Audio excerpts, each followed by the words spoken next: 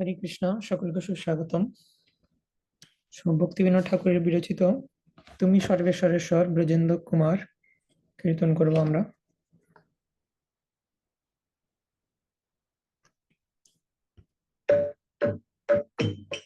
তুমি সর্বেশ্বরেশ্বর ব্রজেন্দ্র কুমার, তোমার ইচ্ছায় বিশ্বে সৃজন সংহার। তুমি সর্বেশ্বরেশ্বর ব্রজেন্দ্র কুমার, তোমার ইচ্ছায় বিশ্বে সৃজন সংহার। তব ইচ্ছা মতে ব্রহ্মা করেন সৃজন, তব ইচ্ছা মত বিষ্ণু করেন পালন। তব ইচ্ছা মতে শিব করেন সংহার।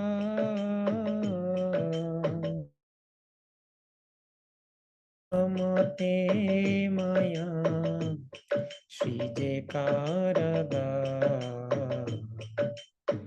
তুমি সর্বেশ্বরেশ্বর ব্রজেন্দ্র কুমার, তোমার ইচ্ছায় বিশ্বে সৃজন সংহার। তব ইচ্ছা মতে জীবের জনম মরণ, সমৃদ্ধি নিপাতে দুঃখ সুখ সংঘটন। তব ইচ্ছা মতে জীবে জনম মরণ, সমৃদ্ধি নিপাতে দুঃখ সুখ সংঘটন। মিছে মায়াবদ্ধ জীবন আশা পাশে ফিরে, তব ইচ্ছা বিনা কিছু করিতে না পারে। মিছে মায়াবদ্ধ জীবন আশা পাশে ফিরে, তব ইচ্ছা বিনা কিছু করিতে না পারে। তুমি তোর খোয়ার পালক আমার, তোমার চরণ বিনা আশা নাহিয়া। নিজ বল চেষ্টা প্রতি ভরসা ছাড়িয়া, তোমার ইচ্ছায় আছি নির্ভর করিয়া।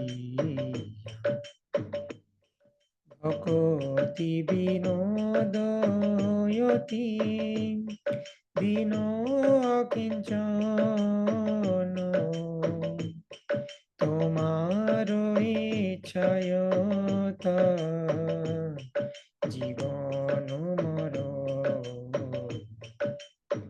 তুমি সর্বেশ্বরেশ্বর ব্রজেন্দ্র কুমার, তোমার ইচ্ছায় বিশ্বে সৃজন সংহার। তুমি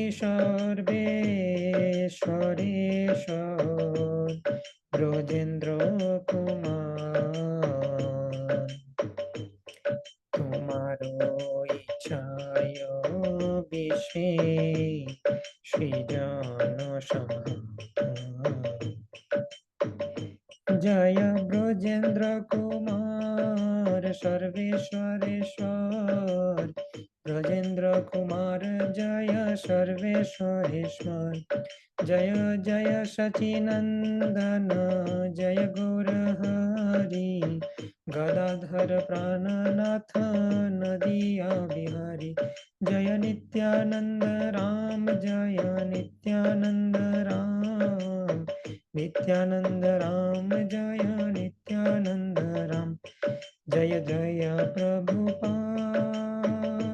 प्रभुपाद प्रभुपाद जय श्रील प्रभुपाद जय जय गुरुदेव गुरुदेव गुरुदेव जय जय गुरुदेव निताय गौर हरि बोल हरि बोल हरि बोल निताय गौर हरि बोल निताय गौर प्रेमानंदे हरि हरि बोल।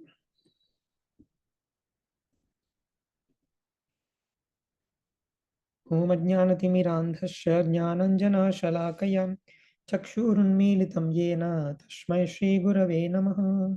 श्रीचैतन्यमनोभीष्टं स्थापितं येन भूतले स्वयं रूपकदा मह्यं ददाति स्वपदान्तिकं। वन्देऽहं श्रीगुरो श्रीयुतापदकमलं श्रीगुरून् वैष्णवांश्च श्रीरूपं साग्रजातं सहगण रघुनाथान्वितं तं सजीवं साद्वैतं सावधूतं परिजनसहितं कृष्णचैतन्यदेवं श्रीराधाकृष्णपादान् सहगण ललिता श्रीविशाखान्वितांश्च नमो विष्णुपादाय कृष्णपृष्ठाय भूतले श्रीमते भक्तिवेदान्तस्वामिनिति नामिने नमस्ते सारस्वते देवे गौरवाणी प्रचारिणे निर्विशेषशून्यवादी पाश्चात्यदेशतारिणे वंशाकल्पतरुभ्यश्च कृपा सिन्धुभ्य एव च पतितानं पावनेभ्यो वैष्णवेभ्यो नमो नमः। नमो महावदन्याय कृष्णप्रेमप्रदायते कृष्णाय कृष्णचैतन्य नाम्ने गौरत्विषे नमः। पञ्चतत्त्वात्मकं कृष्णं भक्तरूपस्वरूपकं भक्तावतारं भक्ताख्यं नमामि भक्तशक्तिकं। हे कृष्ण करुणा सिंधो दीनबंधो जगत्पते गोपेश गोपिकाकांत राधाकांत नमोस्तुते तप्त कांचन गौरांगी राधे वृंदावनेश्वरी वृषभानुसुते देवी प्रणमामि हरिप्रिये नीलाचल निवासाय नित्याय परमात्मने बलभद्र सुभद्राभ्यां जगन्नाथाय ते नमः। जय श्री कृष्ण चैतन्य प्रभु नित्यानंद श्री अद्वैत गदाधर शिवासादि गौर भक्तवृंद हरे कृष्णा कृष्ण कृष्णा हरे हरे हरे राम राम राम हरे हरे। हरे कृष्णा। तो আমরা সনাতন শিক্ষা নিয়ে আলোচনা করছি। চৈতন্য মহাপ্রভু বারাণসীতে শিল সনাতন গোস্বামীকে যে শিক্ষা প্রদান করেছেন তার একটা বড় পোরশন হচ্ছে সম্বন্ধ তত্ত্ব। যদিও সম্বন্ধ তত্ত্ব ব্যতীত আরো তত্ত্ব আলোচিত হয়েছে সনাতন শিক্ষাতে। রূপ গোস্বামীকে তিনি ভক্তি রসামৃত সিন্ধুর কিছু সূত্র প্রদান করেছেন মহাপ্রভু, যেগুলোর উপর এক্সপান্ড করে রূপ গোস্বামী ভক্তি রসামৃত সিন্ধু লিখবেন। এবং সনাতন গোস্বামীকে মহাপ্রভু সম্বন্ধ তত্ত্ব সম্বন্ধে শিক্ষা প্রদান করছেন আপাতত। আমরা দেখেছি কিভাবে সনাতন গোস্বামীর জার্নি, তিনি কিভাবে ছাড়া পেলেন জেল থেকে এবং তারপরে তিনি মহাপ্রভুর কাছে পৌঁছালেন বারাণসীতে। তো কি কি শিক্ষা দিয়েছেন মহাপ্রভু এখনো সনাতন গোস্বামীকে একটা গ্ল্যান্স যদি আমরা দেখি, যে জীবের স্বরূপ কি। জীব হচ্ছে পরমেশ্বর ভগবানের তিন প্রকার শক্তির মধ্যে একটি, অন্তরঙ্গা বহিরঙ্গা এবং তটস্থা শক্তির মধ্যে জীব হচ্ছে তটস্থা শক্তি। কৃষ্ণ পরমেশ্বর ভগবান, কৃষ্ণের বিভিন্ন প্রকারের শক্তি এবং জীব, এই যে তিন প্রকারের শক্তি রয়েছে, অন্তরঙ্গা শক্তি, বহিরঙ্গা শক্তি, তটস্থা। তো জীব হচ্ছে তটস্থা শক্তি। আরেক প্রকার শক্তি হচ্ছে বহিরঙ্গা শক্তি বা মায়া। এই মায়া শক্তি জীবকে কখনো কখনো আচ্ছাদিত করে। কখন আচ্ছাদিত করে? যখন জীব কৃষ্ণকে ভুলে যায়। কৃষ্ণ বলি সেই জীব অনাদি বহির্মুখ, অতএব মায়া তার দেয় সংসার দুঃখ। তো জীবের কি করা উচিত? এই মহামায়ার হাত থেকে রক্ষা পাওয়ার জন্য রাধারানীর আশ্রয় গ্রহণ করা উচিত, বা যোগমায়া শক্তির আশ্রয় গ্রহণ করা উচিত। মহাৎ মানস্তু মাম পার্থা দৈবীম প্রকৃতিম আশ্রিতা ভজন্তি অনন্য মানসো জ্ঞাত্বা ভূতাদিম অব্যয়ম।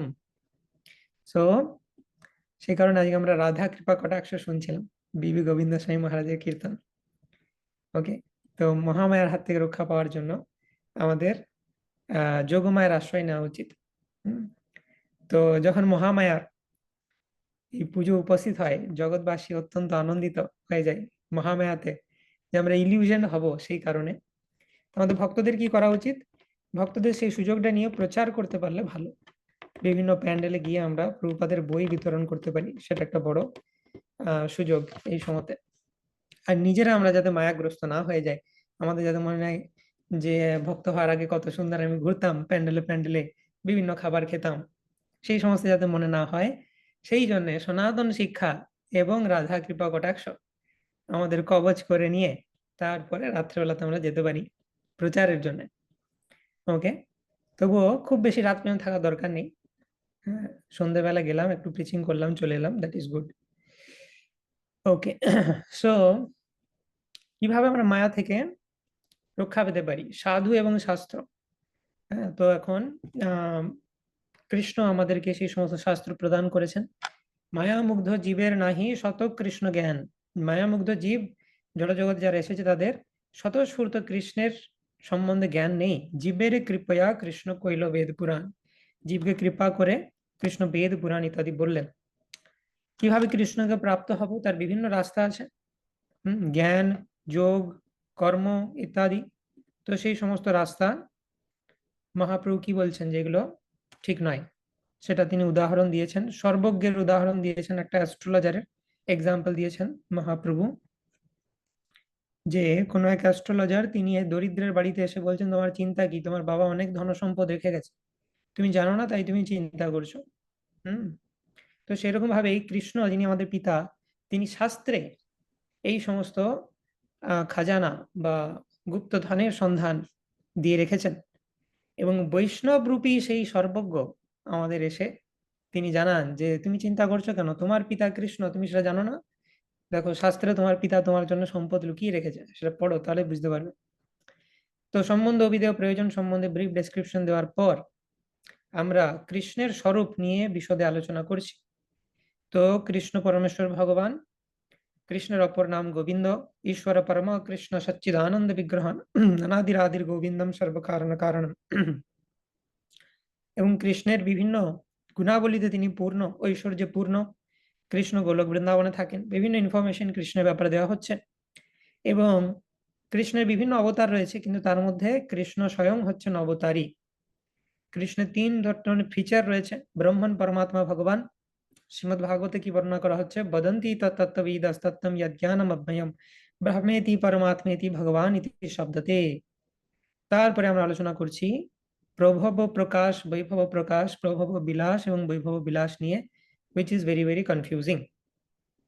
তো একবার মনে করিয়ে দিই যে এগুলো কি। এগুলো দেখে ভয় পাওয়ার কিছু নেই। কেউ যদি মনে করতে পারছো না কি, তো মনে করিয়ে দিচ্ছি। তো কৃষ্ণের বিভিন্ন প্রকারের অবতার রয়েছে, ঠিক আছে, সেটা আমরা সবাই জানি। তো জেনারেলি কৃষ্ণের 6 প্রকারের অবতার হয়। 6 প্রকার অবতার কি? পুরুষ অবতার, গুণ অবতার, লীলা অবতার, যুগ অবতার, মন্বন্তর অবতার, শাক্তাবেশ অবতার। এগুলো হচ্ছে বিভিন্ন ক্যাটাগরির অবতার। তো এই অবতারগুলোতে পৌঁছানোর আগে কৃষ্ণের বিভিন্ন প্রকাশ হতে থাকে, বা ম্যানিফেস্টেশন বা এক্সপানশন হতে থাকে। তো কৃষ্ণের এই বিভিন্ন ধরনের প্রকাশ, বিলাস, এগুলোকে বলা হয় প্রভব প্রকাশ, বৈভব প্রকাশ, প্রভব বিলাস এবং বৈভব বিলাস। মানে কৃষ্ণের বিভিন্ন ক্যাটাগরির ইনকারনেশন বা অবতার রয়েছে, তাদেরকে মূলত 4টে ক্যাটাগরিতে ভাগ করা হচ্ছে: প্রভব প্রকাশ, বৈভব প্রকাশ, প্রভব বিলাস এবং বৈভব বিলাস। তো প্রভব প্রকাশের উদাহরণ কি? যেমন রাসলীলাতে কৃষ্ণ নিজেকে 10,000 কোটি রূপে প্রকাশ করে সমস্ত গোপীদের সাথে ডান্স করেছিলেন। তো সেইখানে প্রত্যেকটি কৃষ্ণ আইডেন্টিক্যাল, সেম দেখতে, কৃষ্ণের মতোই, ব্রজেন্দ্র নন্দন কৃষ্ণের মতোই দেখতে। দ্বারকাতে কৃষ্ণ নিজেকে 16,108 রূপে বিস্তার করে 16,108 রানীর সাথে লীলা করছিলেন। তো সেইখানেও কৃষ্ণের আইডেন্টিক্যাল বা সেম এক্সপানশন দেখতে পাচ্ছি। তো এই যে সেম আইডেন্টিক্যাল এক্সপানশন, এগুলোকে বলা হয় প্রভব প্রকাশ। ওকে, কিন্তু এই ক্যাটাগরির মধ্যে 400 দেবকী পুত্র বাসুদেব রয়েছেন। চতুর্ভুজ দেবকী পুত্র বাসুদেব এই ক্যাটাগরিতে রয়েছেন। সেটা কি করে সম্ভব হলো, আমরা একটা কনফিউশনে আছি, সেটা আমরা আজকে দেখব। কারণ এরা কৃষ্ণের মতো দেখতে নয়, এদের 4 হাত রয়েছে, তাহলে এরা প্রভব প্রকাশের মধ্যে কি করে পড়ছে? That is first question. ঠিক আছে, আগে এইটা সবাইকে দেখতে হবে, সবাই সেম পেজে আছি কিনা, আমরা বুঝতে পারছি না সমস্যাটা কি, নাহলে বললো কি সমস্যা হলো, কি সলিউশন দিল, কিছু বুঝতে পারলাম না। এরকম না, আগে সমস্যাটা কি বুঝতে হবে। সমস্যাটা হচ্ছে প্রভব প্রকাশ বুঝতে পারছি, রাসলীলার কৃষ্ণ আর দ্বারকার 16,108 কৃষ্ণ কৃষ্ণের মতোই দেখছে, তাই তাদেরকে প্রভব প্রকাশ বলা হচ্ছে। কিন্তু 400 চতুর্ভুজ দেবকী পুত্র বাসুদেব, যার মুড আলাদা এবং যার আহ দৈহিক আকৃতিও আলাদা, সে কি করে প্রভব প্রকাশের মধ্যে এলো? ওকে, কোয়েশ্চেনটা ক্লিয়ার? অ্যান্সার এখনো দিইনি আমরা। কোয়েশ্চেন নিয়ে কারো ডাউট থাকলে রেজ হ্যান্ড করতে পারো, আবার ক্ল্যারিফাই করতে পারো, আমি বুঝিয়ে দেবো কি প্রবলেমে সলিউশন করার চেষ্টা করছি আমরা। সে বলা হয় না, ছোটবেলায় বাবা মা পরীক্ষা দিতে পাঠানোর আগে বলে কোয়েশ্চেনটা ভালো করে পড়বি, কোয়েশ্চেন না ভালো করে পড়লে যেটা উত্তর লিখবো আমরা ঠিক উত্তর লিখতে পারবো না। তো বৈভব প্রকাশের মধ্যে কি আছে? বলরাম, বৃন্দাবনের বলরাম রয়েছে, এবং 200 দেবকী পুত্র বাসুদেব রয়েছেন। দ্বিভুজ দেবকী পুত্র বাসুদেব এবং বলরাম, তারা বৈভব প্রকাশ। বৈভব প্রকাশ মানে কি? ভাব এবং রূপ যদি আলাদা হয়। বলরাম কেন আছে এখানে? কারণ বলরামের রং আলাদা। বলরাম শুভ্র বর্ণের এবং কৃষ্ণ হচ্ছে নীল মেঘ শ্যাম। তো যেহেতু বর্ণ বিভেদ রয়েছে এবং ভাবেরও ডিফারেন্স রয়েছে, বলরাম সেবক ভাবে রয়েছেন আর কৃষ্ণ সেব্য ভাবে রয়েছেন, তো সেই কারণে বলরাম এখানে এলো। এবারে 200 দেবকী পুত্র বাসুদেব আর 400 দেবকী পুত্র বাসুদেবকে নিয়ে আমাদের ডাউট। আমাদের মনে হচ্ছে এটা এক্সচেঞ্জ হওয়া উচিত ছিল। 2 হাত যেটা, সেটা প্রভাব প্রকাশে যাওয়া উচিত ছিল, 4 হাতটা বৈভব প্রকাশে যাওয়া উচিত ছিল, কারণ আলাদা রূপ। 2 হাতটা সেম রূপ। হ্যাঁ, তো সেইটা নিয়ে আমরা ডাউট আছে, সেটা আমরা আলোচনা করব। আচ্ছা, এরপরে বিলাস এক্সপানশনে আসি। প্রভব বিলাস, প্রভব বিলাসের মধ্যে কারা আছেন? আদি চতুর্বিহ, বাসুদেব, শঙ্কর্ষণ, প্রদ্যুম্ন, অনিরুদ্ধ। তো এটাও ঠিকমতো ক্লিয়ার নয় যে কেন প্রভব বিলাসের মধ্যে রয়েছে। ঠিক আছে, তো yes, let us simplify things. তো প্রভব বিলাসের মধ্যে আদি চতুর্ভুহ রয়েছে, আর বৈভব বিলাসের মধ্যে রয়েছে আদি চতুর্ভুহ থেকে বেরোনো 24টি অবতার। তো এরা কেন বৈভব বিলাসে রয়েছে, আর আদি চতুর্ভুজই বা কি করে প্রভব বিলাস হলো? সেটা আমাদের কোয়েশ্চেন। তো বেসিক্যালি আমাদের 4টে কোয়েশ্চেন, যে 400 দেবকী পুত্র বাসুদেব কিভাবে প্রভব প্রকাশ হলো, 200 দেবকী পুত্র বাসুদেব কিভাবে বৈভব প্রকাশ হলো, 3 নম্বর বলতে পারি যে আদি চতুর্ভুজ কিভাবে প্রভব বিলাস হলো,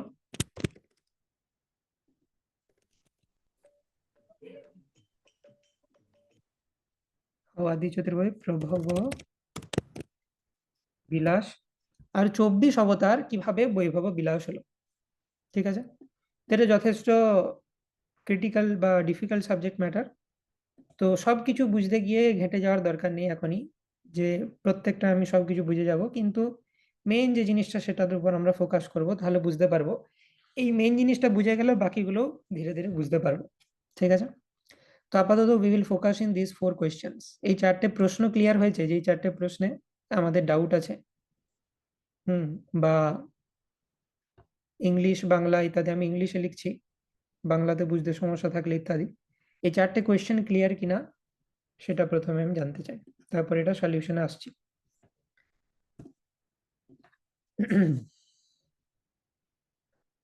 ওকে, সবার খাতায় লেখা আছে, কারণ আমি স্ক্রিনটা চেঞ্জ করবো, তখন এই 4টে কোয়েশ্চেন দেখা যাবে না। তো সবার খাতায় 4টে কোয়েশ্চেন লেখা থাকতে হবে। ক্লিয়ার? আগের দিন লেখা হয়েছিল, আজকে একটা নতুন কোয়েশ্চেন অ্যাড করলাম, হাউ আদি চতুর্বহিষ প্রভব বিলাস। ঠিক আছে, now let's go to the solution. আচ্ছা, এই প্রবলেমগুলো রাখতে পারি আমরা, অসুবিধা নেই এই স্ক্রিনেও। So these are the problems. এরপরে আসছি সলিউশনস। তো সলিউশন, প্রথমে আমাদের একটা জিনিস বুঝতে হবে, যে এই চারটে টার্মের মানে আমাদেরকে ভালো করে জানতে হবে। প্রাভব মানে কি, বৈভব মানে কি, প্রকাশ মানে কি, বিলাস মানে কি। এই চারটে টার্মের মানে যদি আমি বুঝে যাই, সেটাই হচ্ছে চাবি, যেটা দিয়ে এই চারটা কোয়েশ্চেনকে আনলক করতে পারবো আমরা। অ্যাকচুয়াল মানেটা কি এই চারটা জিনিসের? কারণ এই টার্মগুলোকে প্রপারলি ডিফাইন করা নেই, বিভিন্ন জায়গায় বিভিন্ন ভাবে ডিফাইন করা হয়েছে, সেই জন্য কনফিউশন। ঠিক আছে, সো লেট আস ডিফাইন এইগুলোকে ভালো করে। প্রাভব মানে কি, বৈভব মানে কি, প্রকাশ মানে কি, আর বিলাস মানে কি। ঠিক আছে, তো I am directly giving you the solution. এটা না হলে অনেক কিছু খুঁজে খুঁজে বের করতে হবে। সো আমি ডাইরেক্টলি এই সলিউশন গুলো দিচ্ছি। তো প্রাভব মানে দেখো identical and near, identical or near, এটাকে বলা হয় প্রাভব এক্সপানশন। আইডেন্টিক্যাল মানে কি কৃষ্ণের মতোই দেখতে হবে, সেটাকে আইডেন্টিক্যাল বলা হয়। আর নিয়ার মানে নিকটে, কাছের এক্সপানশন, সেটাকে বলা হচ্ছে নিয়ার, আইডেন্টিক্যাল নিয়ার। আইডেন্টিক্যাল মানে একই রকম দেখতে। হুম, তো বাংলাগুলো লিখে দিই, সুবিধা হবে।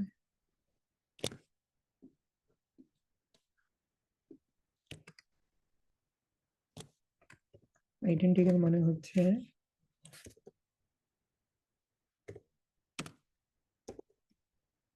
একই রূপ, সেম দেখতে হবে, এবং নিকট, কাছের এক্সপানশন। ঠিক আছে, তো বৈভব মানে সেরকম ডিফারেন্ট ইমোশন বা ফর্ম, ইমোশনের দিক দিয়ে, ভাবের দিক থেকে বা রূপের দিক থেকে আলাদা হবে। আর আর কি মানে হতে পারে বৈভবের? ফার, প্রভাব যেরকম নিকট, এটা হচ্ছে ফার।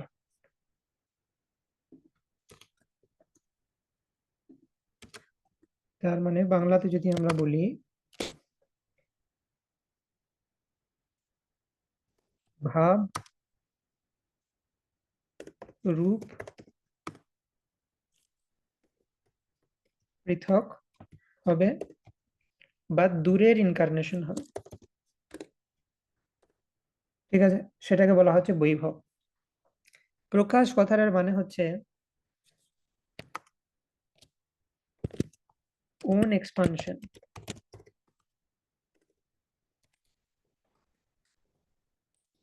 তো নিজস্ব আর কি,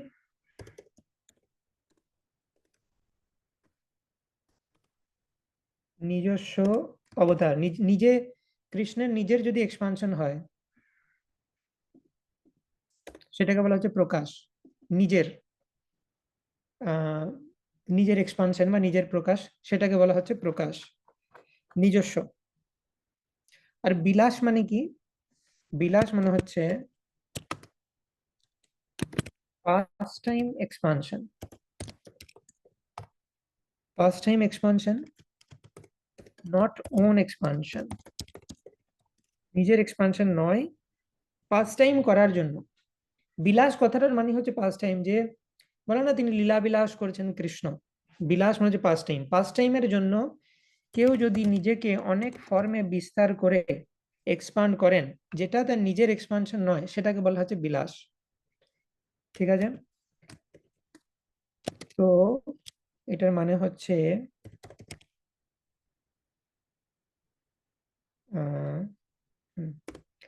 লীলার জন্য এক্সপান্ড করা হচ্ছে, নিজস্ব নয়।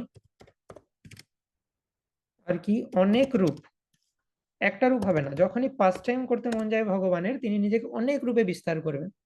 তো যখন এরকম অনেক রূপ দেখতে পাবো, হ্যাঁ, কৃষ্ণ থেকে একটি রূপ এলো, সেটা তখন অন্য, কিন্তু কৃষ্ণ থেকে অনেক রূপ আসছে, তখন সেটা বিলাস হয়ে যাবে। অনেক আসা মানেই এত জনকে প্রডিউস করছেন ভগবান, মানেই তিনি কিছু পাস্ট টাইম রচনা করার চেষ্টা করছেন, সেটা বুঝতে হবে। ঠিক আছে, তো বেসড অন দিস ডেফিনেশনস এই ডেফিনেশন গুলো যদি আমরা অ্যাকসেপ্ট করি তাহলে আমরা রেকনসাইল করতে পারবো যে প্রবলেম গুলো রয়েছে। ঠিক আছে, তো সলিউশনের মধ্যে এই চারটে হচ্ছে কি। এরপরে আমরা যদি দেখি প্রবলেম 1 কে যদি আমরা অ্যাড্রেস করি, এখন প্রবলেম 1 কি ছিল?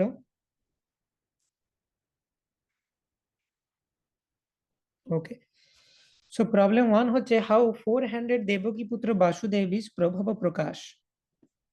ঠিক আছে, তো this is a difficult question. তো দেখো, 400 দেবকী পুত্র বাসুদেব যিনি রয়েছেন, তিনি প্রাভব কেন হচ্ছেন? কারণ তিনি নিকট, কারণ তিনি দেবকী পুত্র বাসুদেব। ঠিক আছে, দেবকী পুত্র বাসুদেব মানে, দেখো দূর আর নিকট কথাটার মানে কি? দূর মানে আমি বৈকুণ্ঠে চলে যাচ্ছি, ঠিক আছে, সেটা হয়ে যাচ্ছে দূর। কিন্তু আমি যদি কাছাকাছি থাকি তাহলে সেটাকে বলা হচ্ছে নিকট। আচ্ছা, এখানে গোলকা চার্টটা কাজে লাগবে। Let me share that. Okay,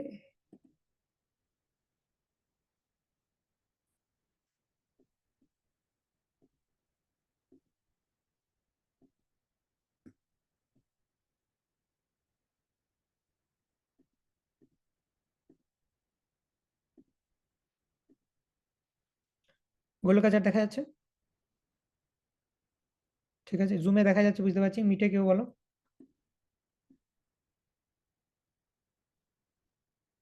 Google মিটে দেখা যাচ্ছে? মিট করতে পারবে দেখো। একদম দেখা যাচ্ছে। ওকে ওকে, তো দেখো এখানেও গোলকা চার্টেও দেখানো হয় যে স্বয়ং রূপ থেকে স্বয়ং প্রকাশ আসে, স্বয়ং প্রকাশ থেকে আরো অনেক অবতার আসে, তদেকাত্ম বিলাস ইত্যাদি রয়েছে। তো দূর মানে হচ্ছে এই যে যখনই বিলাস চলে যাবো তখন দূর চলে যাচ্ছি আমি। দূর হয়ে যাওয়া মানে সেটা বিলাস, আর কাছে থাকা মানে সেটা প্রকাশ। ঠিক আছে, এইটুকু মনে রাখলেই হবে। তো এখন যদি আমরা দেখি এখানে 400 দেবকীপুত্র বসুদেব, এই যে দেবকীপুত্র বসুদেব মানে মথুরাতে দেবকীপুত্র বসুদেব চতুর্ভুজ, মানে যখন কৃষ্ণ আবির্ভূত হলেন, সেই যে দেবকী মাতা এবং বসুদেবের সামনে তিনি চতুর্ভুজ রূপ নিয়ে আবির্ভূত হলেন, তিনি আবার দ্বিভুজ রূপে চলে এলেন। ঠিক, সেই তাকে নিয়ে ডাউট। দেবকী মাতার সামনে কৃষ্ণ যখন আবির্ভূত হয়েছিলেন চতুর্ভুজ রূপে আবির্ভূত হয়েছিলেন, সুন্দর বিবিটির ইমেজ রয়েছে। Let me search that. appearance of Krishna Devaki Vasudev।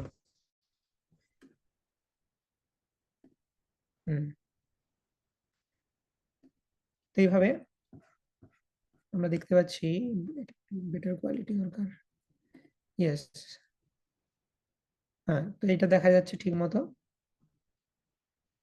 তো দেবকী এবং বসুদেবের সামনে ভগবান চতুর্ভুজ রূপে আবির্ভূত হলেন, এবং তারপরে দেবকী বললেন যে ঠিক আছে, আপনি দ্বিভুজে রূপান্তরিত হয়ে যান, নাহলে কংস আবার মারতে চলে আসবে।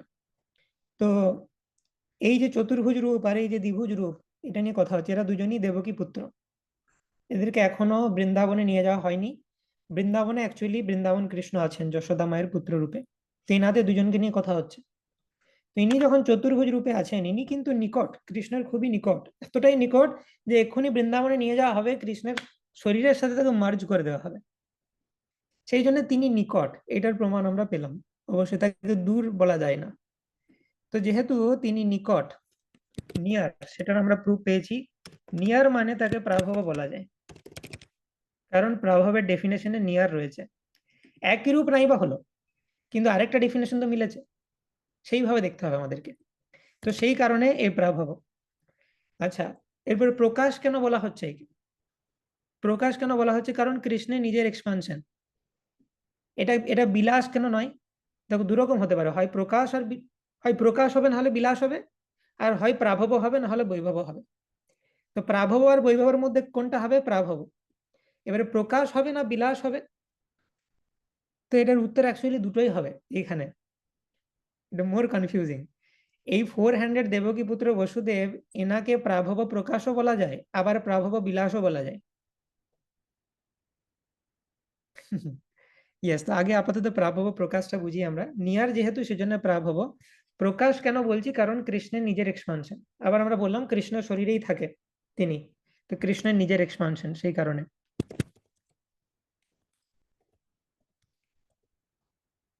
এই জন্য প্রকাশ। ঠিক আছে, তো প্রাভব প্রকাশ কি কারণে সেটা আমরা সলভ করলাম। এরপরে একটা আমি কোয়েশ্চেন জিজ্ঞেস করতে চাই, একটু মনে করে বলো তো, দেখি কার মনে আছে।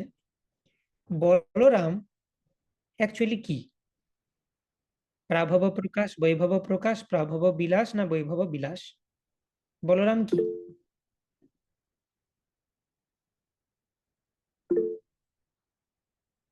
আচ্ছা, ঋতিকা মাতাজি বলো।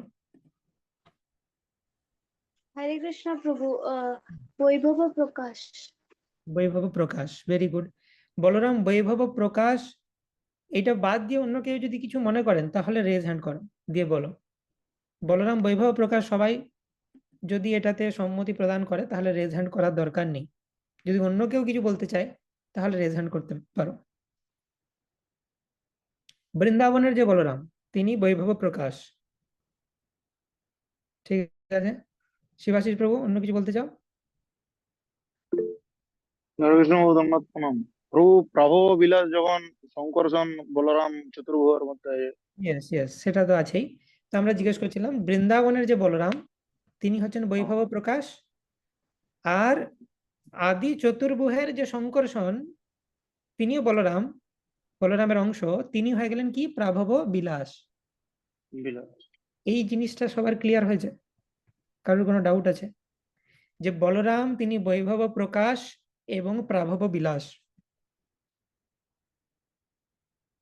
ওকে, এরপর আমি একটা কোয়েশ্চেন জিজ্ঞেস করি, বলরামের দুটি হাত, শঙ্কর্ষণের কটি হাত?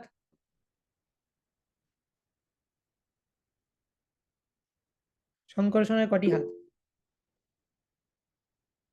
রঘুপতি প্রভু বলো। হরে কৃষ্ণ প্রভু ধন্যবাদ প্রণাম। হরে কৃষ্ণ। শঙ্কর্ষণের চারটি। চারটি, ইয়েস।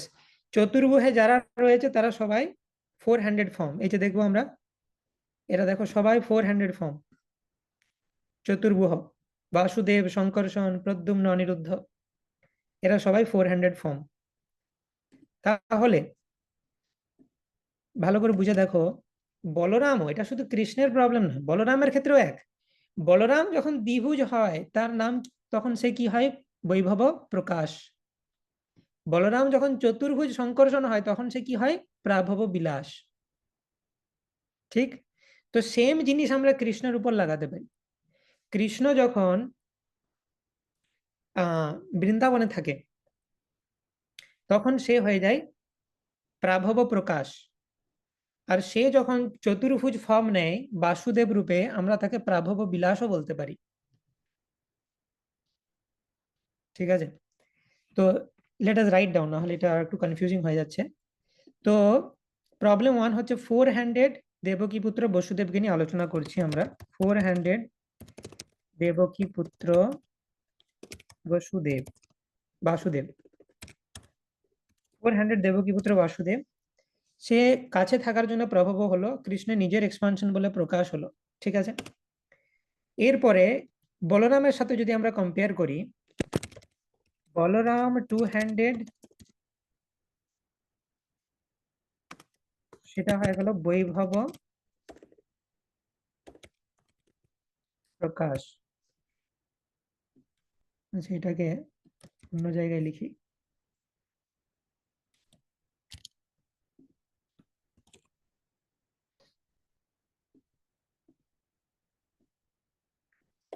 খাতায় লিখতে থাকো তাহলে বুঝতে পারবে, একটু ডিফিকাল্ট বুঝতে পারছি, কিছু করার নেই।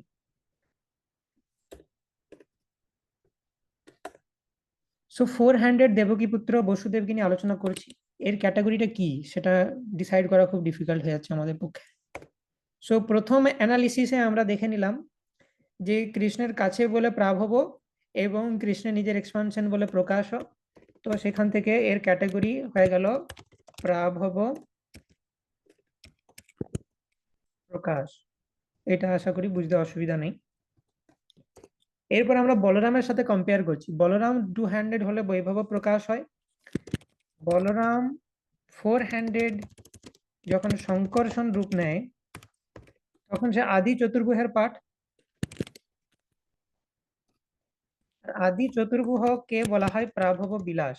কিভাবে বলা হয় সেটা এখন আমরা জানি, সেটা হচ্ছে সলিউশন টু কোয়েশ্চেন 3। আদি চতুর্ভুজকে কেন প্রাভব বিলাস বলা হয় সেটা আমরা আলোচনা করব, কিন্তু এখনকার জন্য অ্যাজিউম করে নাও যে বলরাম যখন ফোর হ্যান্ডেড সংকর্ষণ ফর্ম নেয় তখন সে আদি চতুর্ভুজের পাঠ, তাই তাকে বলবো প্রাভব বিলাস। ঠিক আছে, তো সেম অ্যানালজি আমরা যদি কৃষ্ণের উপর লাগাই, তাহলে কৃষ্ণ যখন টু হ্যান্ডেড,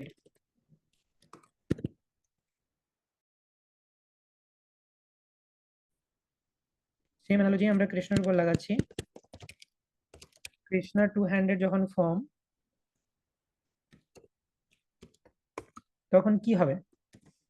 আর কৃষ্ণ যখন ফোর হ্যান্ডেড, মানে বাসুদেব ইন আদি চতুর্ভুজ, তখন এ কি হবে? দেখো বলরামের সাথে কম্পেয়ার করছি, বলরাম আর Krishna. Balaram two handed form হলে বৈভব প্রকাশ, কৃষ্ণ আর টু হ্যান্ডেড ফর্মটাকে কি বলবো?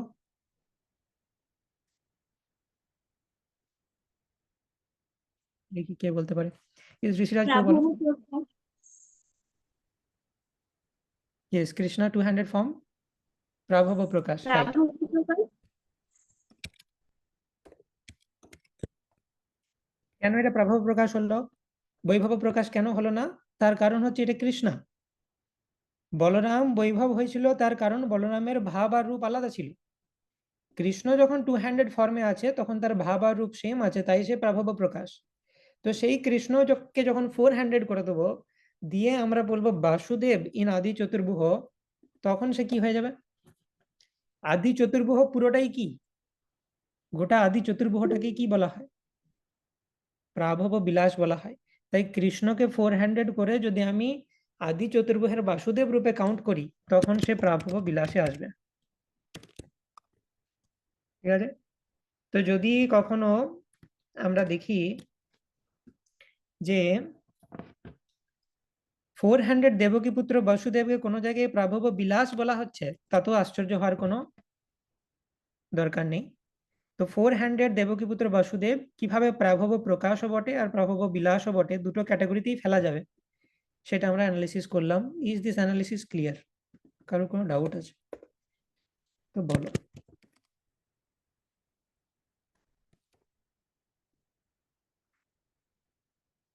ঠিক আছে, ডাউট না থাকলে আমি কোনো একজনকে জিজ্ঞেস করব যে আমাকে এক্সপ্লেন করো যে কিভাবে ফোর হ্যান্ডেড দেবকী পুত্র বাসুদেব তিনি প্রাভব প্রকাশও হচ্ছেন এবং প্রাভব বিলাসও হচ্ছেন। Second question, two handed Devaki পুত্র বাসুদেবকে নিয়ে।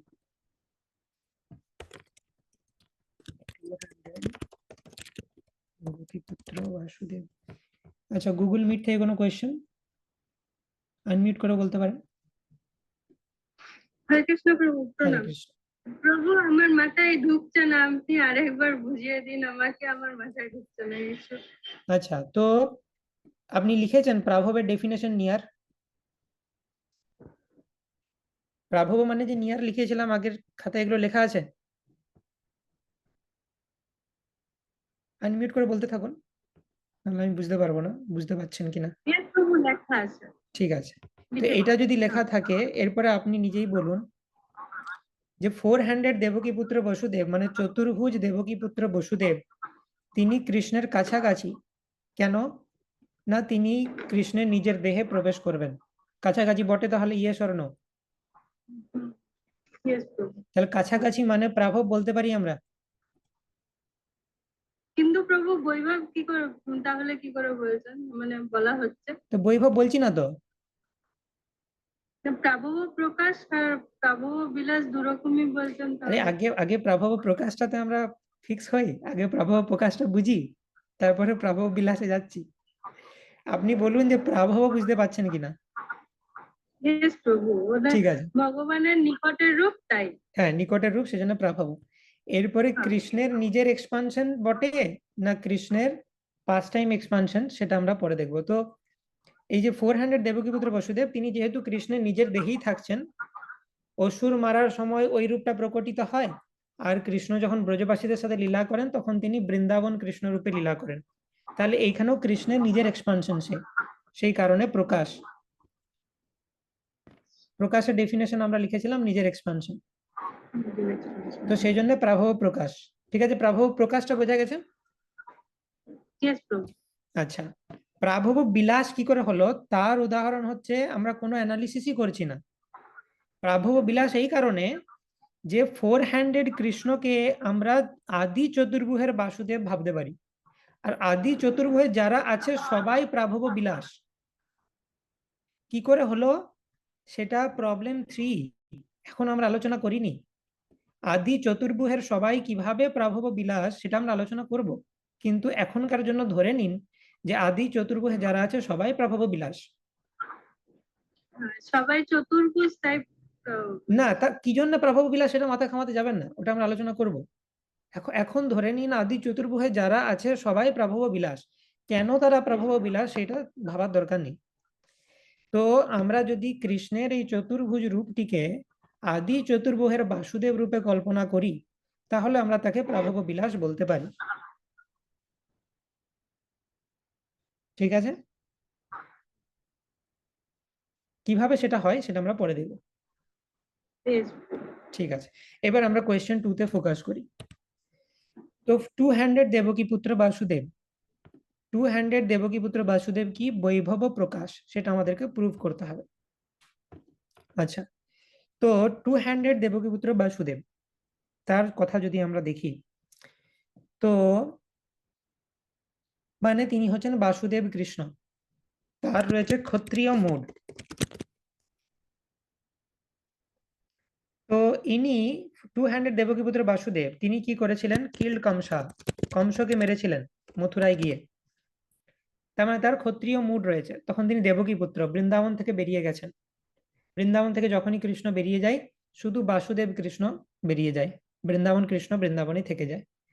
2 হ্যান্ডেড দেবকী পুত্র বাসুদেব কংসকে হত্যা করেছেন, তার ক্ষত্রিয় মুড রয়েছে। ঠিক আছে, তো মুডটা বৃন্দাবন কৃষ্ণ থেকে আলাদা হলো না এক হলো? আলাদা হয়ে গেল। তাহলে মুড যখনই আলাদা, হাত দুটো ঠিকই আছে, ফর্ম একই আছে, কিন্তু মুডের দিক থেকে তো আলাদা, সেই জন্য আমরা তাকে বৈভব বলবো। তার মানে ডিফারেন্ট ফর্ম হয়ে গেল, সরি ডিফারেন্ট মুড হয়ে গেল, ডিফারেন্ট মুড বা ডিফারেন্ট ইমোশন হয়ে গেল, তার মানে হয়ে গেল বৈভব।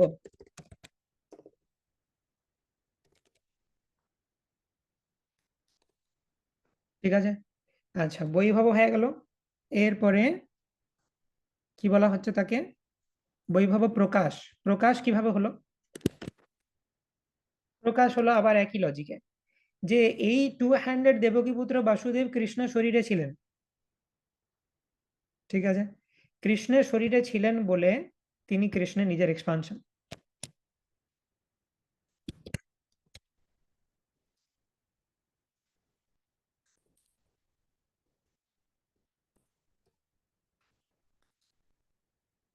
কৃষ্ণের নিজের এক্সপানশন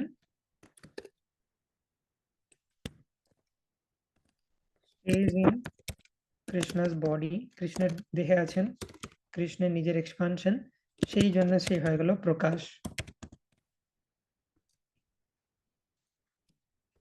ঠিক আছে, তাহলে 2 হ্যান্ডেড দেবকী পুত্র বসুদেব তিনি বৈভব প্রকাশ, এটা আমরা প্রুভ করতে পারলাম। ডাউট থাকলে বলো।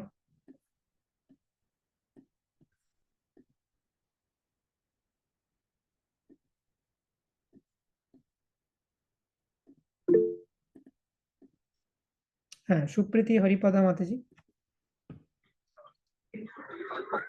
শুধু বলতে পারবে যে যে কৃষ্ণ মানে যে কৃষ্ণ চতুর্ভুজ রূপে অসুর বধ করেছিল, তাহলে সেটাও তো বৈভব প্রকাশের মধ্যেই পড়ছে না, কি তো বুঝতে পারছি না। দাঁড়াও ওটা- বলছি। ওটা- কৃষ্ণ body। হ্যাঁ, কে চতুর্ভুজ রূপে কি করেছিল? কোন কৃষ্ণ চতুর্ভুজ রূপে? মানে অসুর বধ করেছিল যে কৃষ্ণ, বৃন্দাবনই অসুর বধ করেছিল। হুম অসুর মানে যেগুলো বকাসুর, যে অসুর হুম। বধ করেছিল, তাহলে সেই কৃষ্ণকে আমরা কি ওই বৈভব প্রকাশ বলবো কি? হ্যাঁ, তো বুঝতে পারছি আপনি যেটা বলছেন। তো দেখুন ভালো করে ক্লিয়ার হন জিনিসটা, যখন কৃষ্ণ বৃন্দাবনে আছে তখন কৃষ্ণের দেহে বৃন্দাবন কৃষ্ণও আছে আর বাসুদেব কৃষ্ণও আছে। সেই বাসুদেব কৃষ্ণ কখনো চতুর্ভুজ প্রকট করতে পারে, আবার কখনো দ্বিভুজ প্রকট করতে পারে, দুই ভাবেই সে অসুর মারতে পারে। তো আপনি যদি ওই ফর্মের কথা বলেন, যখন বাসুদেব কৃষ্ণ চতুর্ভুজ ফর্ম ম্যানিফেস্ট করছে অসুর মারার জন্য, তো চতুর্ভুজ মানেই সে হয়ে যাবে প্রভব প্রকাশ অ্যাজ পার দ্য ডেফিনেশন। আর দ্বিভুজ বাসুদেব কৃষ্ণ, দ্বিভুজ বাসুদেব কৃষ্ণ সে বৈভব প্রকাশ। চতুর্ভুজ বাসুদেব কৃষ্ণ তিনি প্রভব প্রকাশ বা প্রভব বিলাসও বলা যায়। ঠিক আছে, আচ্ছা আরেকটা মনে হচ্ছে আমাদেরকে শীট বানাতে হবে, যেখানে একটা অন্য ইনফরমেশন লিখতে হবে যেটা আর একটু ক্লিয়ার করবে। সো এটা অন্য জায়গায় লিখো।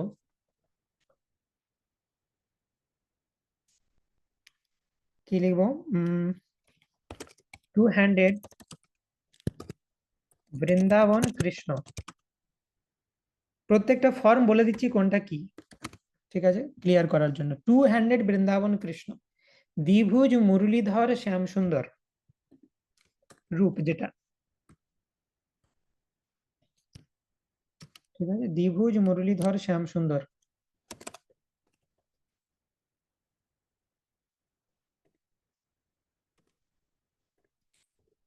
মুরলীধর মানে বংশী বাজাচ্ছে,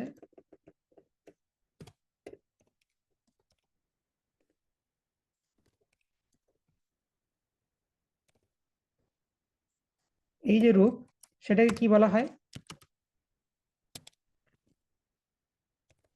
স্বয়ং রূপ কৃষ্ণের। ঠিক আছে, টু হ্যান্ডেড বাসুদেব কৃষ্ণ, বৃন্দাবন কৃষ্ণ আর বাসুদেব কৃষ্ণ কিন্তু আলাদা। যখন টু হ্যান্ডেড বাসুদেব কৃষ্ণের কথা বলবো তখন সে বৈভব প্রকাশ। এখানে আমি শুধু ডেফিনেশন গুলো বলছি, কোন রূপটাকে কি বলে। আগের স্লাইডে আমরা আলোচনা করেছি কেন বলে, ঠিক আছে, তো কেন বলেটা বুঝে নাও আর কি বলেটা মনে রাখো। দ্বিভুজ বাসুদেব কৃষ্ণকে বৈভব প্রকাশ বলে, ফোর হ্যান্ডেড বাসুদেব কৃষ্ণ তাকে কি বলবো? প্রাভব প্রকাশ और প্রাভব বিলাস। ঠিক আছে, আদি চতুর্ভুজে কেউ যদি থাকে তাকে কি বলবো? প্রাভব বিলাস। এগুলো হচ্ছে ডেফিনেশন। ঠিক আছে, 24 ফর্মস কৃষ্ণের যেটা, সেগুলো হচ্ছে বৈভব বিলাস। স্বয়ং রূপ, প্রভব প্রকাশ, বৈভব প্রকাশ, প্রভব বিলাস, বৈভব বিলাস।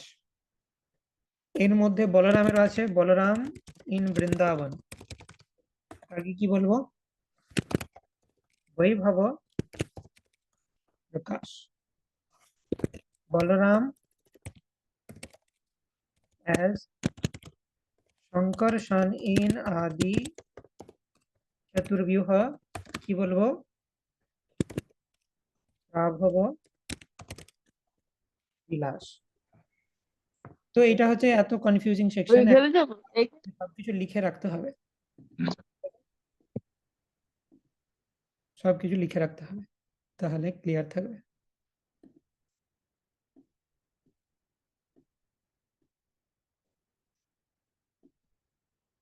ঠিক আছে, এটা লিখে নাও বা এটা স্ক্রিনশট নিয়ে নাও আগে।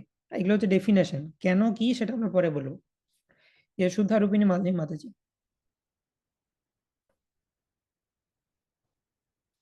শুদ্ধারূপিণী মাতাজি আনমিউট করে বলুন। হরে কৃষ্ণ প্রভু, প্রণাম। বলছি আমি লাস্ট পয়েন্টটা লিখতে পারিনি প্রভু। হ্যাঁ এই তো দেখা যাচ্ছে, লিখুন।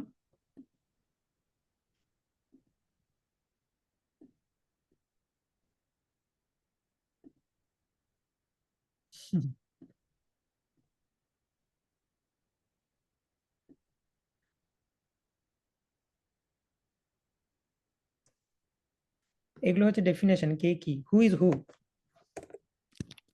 স্লাইডটার নাম দিচ্ছি আমরা হু ইজ হু, কে কি। আর আগের স্লাইড হচ্ছে কেন, ওয়াই।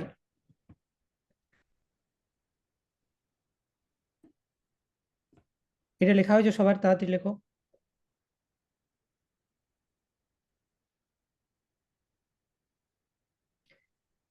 ইয়েস, অদিতি প্রীতিবতী মাতাজি।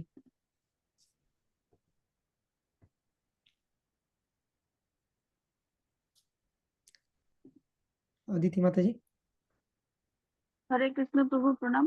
হরে বলছি যখন বিশ্বরূপ দেখিয়েছিলেন শ্রীকৃষ্ণ, হুম, তারপরেও প্রথমে চতুর্ভুজ রূপ ধারণ করেছিলেন, তারপরে দ্বিভুজ রূপ ধারণ করেছিলেন। হুম, ঠিক। তাহলে ওই যে চতুর্ভুজ রূপ, হুম, কৃষ্ণ এটা যখনই তাহলে ওই চতুর্ভুজ একই রূপ দেখাবে, ক্যাটাগরি। কৃষ্ণ যখনই চতুর্ভুজ রূপ দেখাবে সেটা প্রাভব প্রকাশ বলতে পারি, প্রাভব বিলাস বলতে পারি। ঠিক আছে। আর কৃষ্ণ যে দেখাচ্ছে আহ অর্জুনকে দেখাচ্ছে যে তারপরেই আবার হুম, তো সেই দ্বিভুজ রূপটা হচ্ছে বৈভব প্রকাশ। তার কারণ কৃষ্ণ তখন বৃন্দাবনে নেই, অর্জুনকে যখন দেখাচ্ছেন। বৃন্দাবন, কৃষ্ণ বৃন্দাবনে রয়ে গেছেন।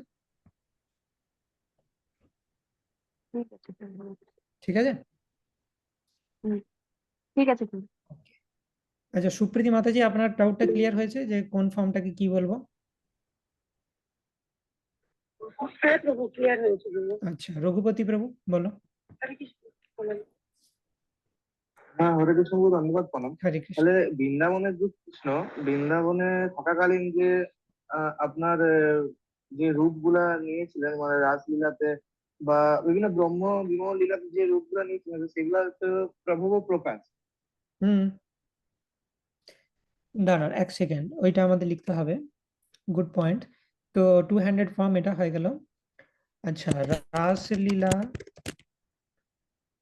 বা 16,108 রাসলীলা ফর্মস এন্ড 16,108 ফর্মস, এগুলো হয়ে যাচ্ছে প্রাভব প্রকাশ। ঠিক আছে। হ্যাঁ, আর যখন কৃষ্ণ নিজেকে এক্সপান্ড করলেন ব্রহ্ম বিমোহন লীলার সময়তে, ঠিক আছে, কৃষ্ণের নিজস্ব এক্সপানশন, সেগুলো কৃষ্ণ নিজেই সমস্ত ব্রজবাসীদের ঘরে ছিলেন, এবং তার যে মুডের কোনো ডিফারেন্স হয়নি, তার রূপেরও কোনো ডিফারেন্স হয়নি। তো সেই জন্য সেগুলোকে প্রাভব প্রকাশ বলবো। বৃন্দাবনের মধ্যে কৃষ্ণ যেভাবে এক্সপান্ড করছেন রাসলীলাতে বা ব্রহ্ম বিমোহন লীলাতে, সেগুলো প্রাভব প্রকাশ। কিন্তু আবার যখন ব্রহ্ম বিমোহন লীলার সময় ব্রহ্মাজি যখন দেখছিলেন, ব্রহ্মাজিকে দেখানোর জন্য, কারণ ব্রহ্মাজি তো বৃন্দাবন কৃষ্ণকে চেনেন না, তিনি বিষ্ণুকে চিনেন, 400 কৃষ্ণকে চিনেন। তো ব্রহ্মাজিকে কৃষ্ণ আবার 400 রূপে দর্শন দিচ্ছিলেন। তো তখন সেটা কিন্তু আবার প্রাভব বিলাস রূপে দর্শন দিচ্ছিলেন। ঠিক আছে। তো সিম্পল জিনিস, কৃষ্ণকে যখনই 400 ফর্মে দেখবে, সে জানতে হবে সে আদি চতুর্ভুজের কৃষ্ণ, তাকে প্রাভব বিলাস বলতে পারি বা তাকে প্রাভব প্রকাশও বলতে পারি। কৃষ্ণ যখনই বৃন্দাবন থেকে বেরিয়ে গেল কিন্তু দুটো হাত আছে, তখন সে বৈভব প্রকাশ। আর বৃন্দাবনের ভেতরে যখন আছে রাসলীলা আদি বিভিন্ন করছে, তখন সে প্রাভব প্রকাশ। ক্লিয়ার? ওকে। ইয়েস, ঋষিরাজ প্রভু। হরে কৃষ্ণ প্রভু, ধন্যবাদ প্রণাম। হ্যাঁ, হরে কৃষ্ণ। প্রভু, বলরামজিকে বৈভব প্রকাশ বলা হচ্ছে কারণ ওনার ফর্মটা ডিফারেন্ট, তাই বলে তো? আর কৃষ্ণের নিজস্ব এক্সপানশন, কৃষ্ণের ফার্স্ট এক্সপানশন, সেজন্য প্রকাশ। প্রভু তো ব্রহ্ম বিমোহন লীলায় তো মানে যখন উনি বিস্তার করছেন, তখন তো উনি উনার সখাদের আলাদা বডি মানে আলাদা ফর্ম আকার করছেন, তো তাহলে নো, সেটা নয়, মানে সেটা তো বাহ্যিক রূপ ধারণ করেছেন, কিন্তু না, সেটা তো তার মনুষ্য রূপ ধারণ করেছেন, সেটা আমরা দেখবো না। কিন্তু কৃষ্ণের বিভিন্ন যে রূপ রয়েছে তার মধ্যে আমরা যদি দেখি, তো সেটা কিন্তু অ্যাকচুয়ালি কৃষ্ণই। হুম হুম তো মনুষ্য রূপে তিনি লীলা করছেন সেটা আলাদা বিষয়, কিন্তু তার মধ্যে তিনি কৃষ্ণই রয়েছেন। এবং বলরামের মতো যে তার মুড চেঞ্জ হয়ে গেছে সেরকম নয়, কৃষ্ণ রূপেই তিনি সমস্ত ব্রজবাসীদের কাছ থেকে সার্ভিস গ্রহণ করেছেন, কারণ তারা সবাই সার্ভ করতে চেয়েছিলেন। তো সেব্য ভাবই রয়েছে, তো সেই কারণে সেটাকে আমরা রাগনা প্রকাশ। ভোগটা দিতে বলছে বললাম। ওকে, আচ্ছা মানে প্রভু বলরাম জি ইনি আছেন, উনি মানে যে বৈভব বলা হয়েছে ওটা ইমোশনের জন্য নাকি ইমোশনের ফর্মের জন্য? হ্যাঁ, ইমোশন আচ্ছা এবং ফর্মের জন্য বর্ণের জন্য বলা হচ্ছে, কারণ বলরাম একটা প্রথম এক্সপানশন কৃষ্ণের, ঠিক আছে। মানে আমরা এরকম ভাবতে পারি যে দেহটা সখার, সেটা একটা ডিসগাইজ নিয়েছেন, কিন্তু এখানে যে আমরা আলোচনা করছি, আমরা এখানে ডিসগাইজের কথা আলোচনা করছি না। কৃষ্ণের ইটার্নাল ফর্মস এগুলো, স্বয়ংরূপ কৃষ্ণের একটা ফর্ম, ঠিক আছে। তারপরে প্রাভব বিলাস একটা ফর্ম, এগুলো ইটার্নাল ফর্মস, এখানে ডিসগাইজের ব্যাপার নেই। কিন্তু কৃষ্ণ যখন সখার রূপ ধারণ করেছেন, তিনি প্রাভব প্রকাশ, কিন্তু তার গায়ে যেমন একটা পেইন্ট করে দেওয়া হয়েছে, তিনি একটা ছদ্মবেশ ধারণ করেছেন। তো ছদ্মবেশটার আড়ালে অ্যাকচুয়াল কি রূপ রয়েছে কৃষ্ণের সেটা দেখতে হবে। আমরা যখন এখানে আলোচনা করছি বলরাম, সেটা ছদ্মবেশ নয়, বলরাম ইটার্নাল ফর্ম কৃষ্ণের। We are talking about the eternal forms of Krishna. কিন্তু যখন তিনি ছদ্মবেশ ধারণ করেছেন একটা সখার, তো ওইটাকে সরিয়ে দেখতে হবে ওর পিছনে অ্যাকচুয়াল কৃষ্ণের ইটার্নাল ফর্মটা কি আছে, সেটা প্রভাব প্রকাশ। আচ্ছা প্রভু, আরো এই যে উনি বললেন একজন মাতাজি যে ওই অসুরদেরকে নিধন করছেন, তো ওইটাও ওই চতুর্ভুজ এর জন্য ওইটা প্রভাব তার মানে আদি চতুর্ভুজের প্রকাশ। প্রাভব বিলাস। না প্রভু, ওই প্রভাব প্রকাশ হচ্ছে যেহেতু ওই ওনারা প্রাভব প্রকাশ ও 400 প্রাভব বিলাস দুটোই বাসুদেবেরই বলতে পারি। হচ্ছেন, কিন্তু ওই মানে অসুরকে কিল করছেন। হ্যাঁ, প্রাভব ওটা বিলাস আর প্রাভব প্রকাশ দুটোই বলতে পারি। 400 বাসুদেব কৃষ্ণ, তাকে আমরা ডেসিফার করলাম না, যদি আমরা তাকে আদি চতুর্ভুজে ফেলে দিই তাহলে সে প্রাভব বিলাস, কিন্তু আবার যদি মনে করি যে সে কৃষ্ণের নিজের এক্সপানশন, তখন সে প্রাভব প্রকাশ, কারণ কৃষ্ণের দেহেই রয়েছে। 400 বাসুদেব কৃষ্ণ যিনি অসুরদেরকে মেরেছেন, আমি দুটোই বলতে পারি, প্রাভব প্রকাশও বলতে পারি, প্রাভব বিলাসও বলতে ওকে। আচ্ছা আচ্ছা মানে আহ, আহ, উম, দাঁড়ান দাঁড়ান দাঁড়ান। আহ, আচ্ছা মানে যিনি যিনি অসুরদেরকে নিধন করেছেন ওনাকে আমরা আহ প্রভব প্রকাশ আর প্রভব বিলাস দুটোই বলতে পারি, কৃষ্ণ যিনি পারি। যান Yes. নাকি, হুম। মানে ওটা টু হ্যান্ডেড হলেও কি আমরা তুমি প্রভব যদি বিলাস জানতে বলবো? চাও, এই যে শ্লোকটা আছে যেখানে শিল প্রভুপাদ প্রাভব প্রকাশ বলেছেন, আই থিঙ্ক 191 মেবি,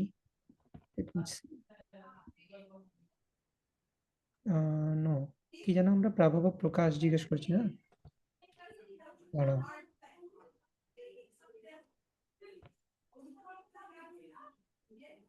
হ্যাঁ, চতুর্ভুজ হইলে নাম, এই যে 176 যে শ্লোকটা রয়েছে, যে কালে দ্বিভুজ নাম বৈভব প্রকাশ, চতুর্ভুজ হইলে নাম প্রাভব প্রকাশ। তো শিল প্রভুপাদ চৈতন্য চরিতামৃতের যে ভার্সন আমাদের দিয়েছেন, সেখানে প্রাভব প্রকাশ লেখা আছে, এবং প্রভুপাদ সব জায়গায় প্রাভব প্রকাশ ইউজ করেছেন।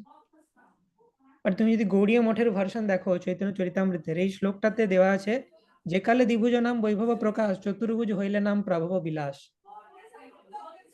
তো সেই কারণে we have to accept both, কারণ প্রভুপাদ একটা দিয়েছেন, আর এটা ভক্তিচন্দ্র সরস্বতী ঠাকুর যে ভার্সনের উপর কমেন্ট করেছেন সেখানে প্রাভব বিলাস বলা আছে। তো প্রাভব বিলাস কেন, সেটা তো খুব বোঝা ইজি, কারণ চতুর্ভুজ কৃষ্ণ মানেই আদি চতুর্ভুজের কৃষ্ণ, আর আদি চতুর্ভুজের সবাই হচ্ছে প্রাভব বিলাস। কিন্তু প্রাভব প্রকাশ কেন, সেটা উই ক্যান এক্সপ্লেন। প্রকাশ কারণ কৃষ্ণের নিজের এক্সপানশন, কৃষ্ণের নিজের দেহে ছিল। তো সেই কারণে আমরা অ্যাজিউম করতে পারি যে প্রভুপাদ সেই কারণে প্রাভব প্রকাশ বলছেন। মানে আমার কোশ্চেনটা ছিল, যিনি মানে অসুরদেরকে বৃন্দাবনেই করছেন, হুম। উনিও তাহলে উনি উনি কি দুটোই মানে প্রভব প্রকাশ প্রভব বিলাস, নাকি আমরা দুই শুধু নামে রাখতে প্রভব পারি, প্রকাশ? তিনি অ্যাকচুয়ালি 400 বাসুদেব। এবারে আমি তাকে বিভিন্ন নামে ডাকতে ওকে। পারি অ্যাজ পার আওয়ার ডেফিনেশন। আমি তাকে মানে ওই কৃষ্ণ মানে উনিও দুটোই হতে পারেন। হ্যাঁ, উনিও দুটোই হতে পারেন, এটাই হচ্ছে কথা। আচ্ছা আচ্ছা। কিন্তু বৃন্দাবন কৃষ্ণ নয়, অ্যাটলিস্ট Okay. স্বয়ংরূপ নয়, সেটা আমাদের বুঝতে হবে। মানে বৃন্দাবনও থেকেও উনি কিন্তু আলাদা। বৃন্দাবনে আছেন, কিন্তু ওই ফিচারটা দিয়ে তিনি অসুর নিধন করেন না, তিনি শুধু ব্রজবাসীদের সাথে লীলা করেন। আর এই আদি চতুর্ভুজের যে বাসুদেব বা 4 হ্যান্ডেড বাসুদেব তিনি এই অসুর নিধনের কাজগুলো করেন। Okay. Yes, মধুমৃত মাতাজি। হরে কৃষ্ণ প্রভু প্রণাম। তো হুম। বলছি রাসলীলার ক্ষেত্রে এবং আপনি বলেন দ্বারিকায় যে 16,108টা এক্সপান্স হয়েছিল, তো হুম। 16,108টা যেটা যেটা প্রাভব প্রকাশ বলছেন, কিন্তু হুম। 16,108-এর মুড তো প্রভু আলাদা, কারণ বৃন্দাবন থেকে বেরিয়ে দ্বারিকার মুড তো আলাদা, তাহলে বৈভব কেন হলো না? তো 16,108 এই কারণে যে কৃষ্ণের সাথে আইডেন্টিক্যাল, সেই কারণে। কারণ আমি শুধু জাস্ট দেখবো প্রাভবের ডেফিনেশন কি। প্রাভবের ডেফিনেশন হচ্ছে it has to be identical. তো যখন আমি দ্বারকার কথা বলছি তখন আমাকে রেফারেন্স পয়েন্ট নিতে হবে দ্বারকার কৃষ্ণ।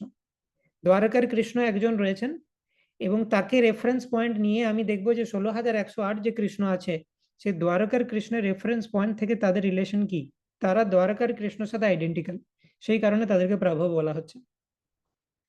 কারণ ওই এক্সপানশন বৃন্দাবনে হয়নি, ওই এক্সপানশনটা দ্বারকাতে হয়েছে। তো দ্বারকায় কৃষ্ণকে আমাকে রেফারেন্স পয়েন্ট নিয়ে দেখতে হবে তার সাথে আইডেন্টিক্যাল কিনা।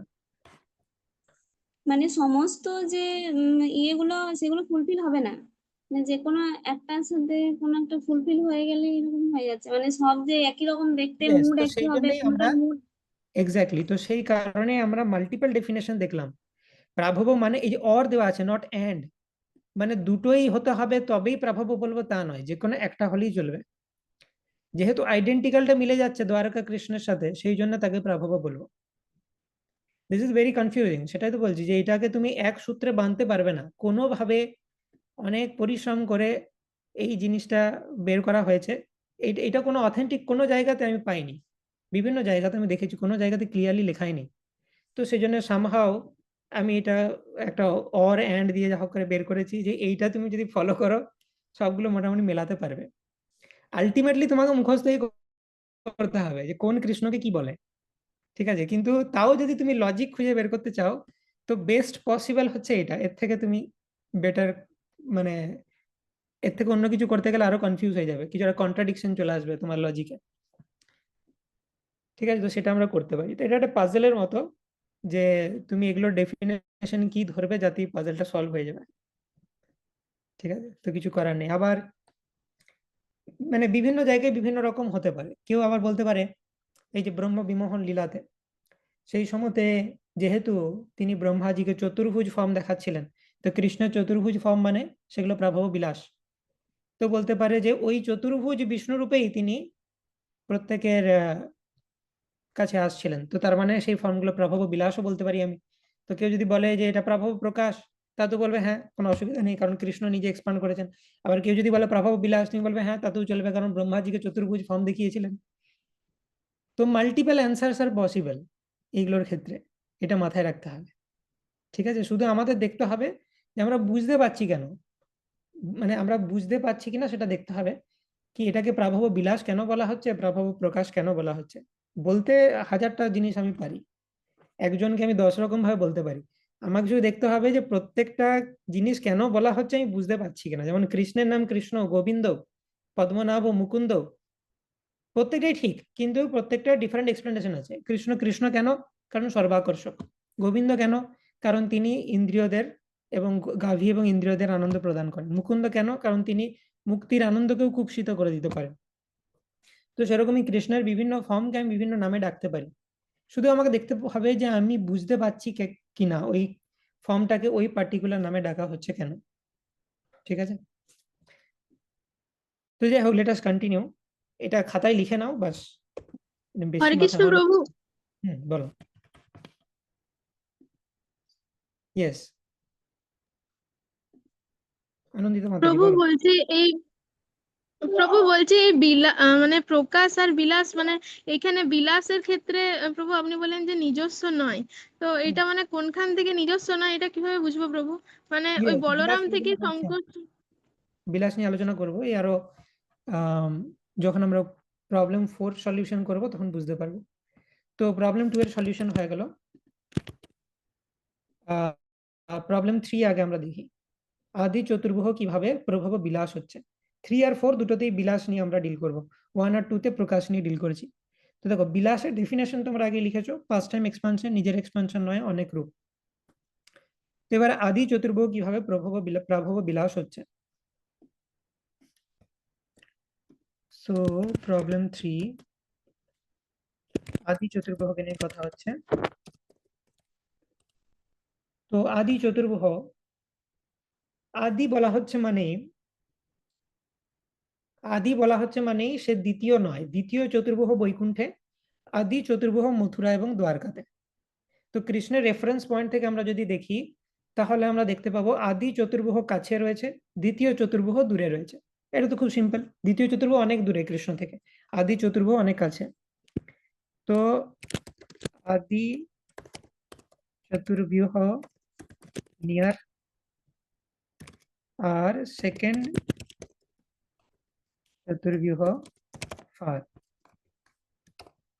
ঠিক আছে, তো আদি চতুর্ভুজ যেহেতু নিয়ার হলো, সেই কারণে তাকে আমরা বলবো প্রাভব।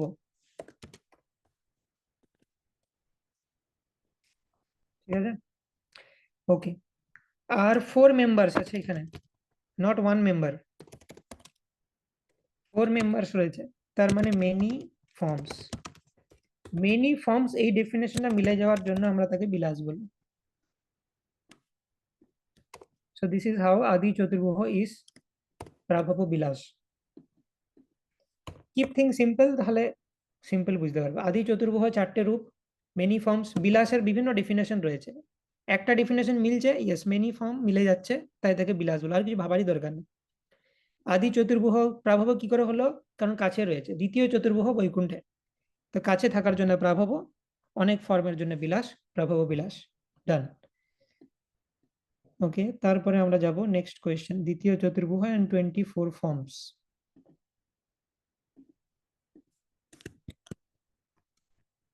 ঠিক আছে, সেকেন্ড চতুর্ভুজ প্লাস 24 ফর্মস। মানে 24 ফর্মস আমি কি বলছি সেটা আগের দিন আলোচনা করেছি। এই যে বৈকুণ্ঠে দ্বিতীয় চতুর্ভুজ রয়েছে, বাসুদেব, সংকর্ষণ, প্রদ্যুম্ন, অনিরুদ্ধ, এবং তার পরের যে সাইকেলে সেইখানে 24টা ফর্ম রয়েছে। তো দ্বিতীয় চতুর্ভুজ এবং এই 24 ফর্ম, এরা সবাই হচ্ছে বৈভব বিলাস। কিভাবে হচ্ছে সেটা আমরা দেখব। তো দেখো বৈভবের ডেফিনেশন কি, ফার, এটা বৈভবেরও ডেফিনেশন। ফার যেহেতু তারা দূরে আছে সেই কারণে বৈভব, কারণ তারা বৈকুণ্ঠে, এরা বৈকুণ্ঠের, বৈকুণ্ঠ মানেই ফার, ফার মানেই বৈভব। ঠিক আছে, তো বৈভব হয়ে গেল। বিলাস কেন, সেকেন্ড চতুর্ভুজ 4টা ফর্ম আর 24 ফর্ম মানে তো আরো বড় বিলাস। সে 24 ফর্মস মানে অনেক ফর্ম, সেই কারণে তাকে বলবো বিলাস। এই কারণে দ্বিতীয় চতুর্ভুজ এবং দ্বিতীয় চতুর্ভুজ যদি ধরি তাহলে সেটা 4 ফর্মস, আর যদি 24 ফর্মকে ধরি তাহলে সেটা 24 ফর্ম, দুটোই মেনি ফর্মস এর ক্যাটাগরিতে পড়ছে, সেজন্য সে বিলাস। তো সেই জন্য হয়ে গেল বৈভব বিলাস। তো 4 হ্যান্ডেড দেবকীপুত্র বাসুদেব, তাকে আমরা দেখেছি প্রাভব প্রকাশও বলতে পারি আর প্রাভব বিলাসও বলতে পারি।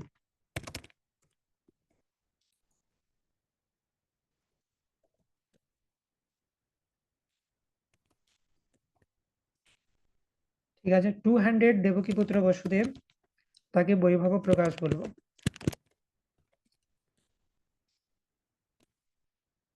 আদি চতুর্ভুজকে প্রাভব বিলাস বলবো।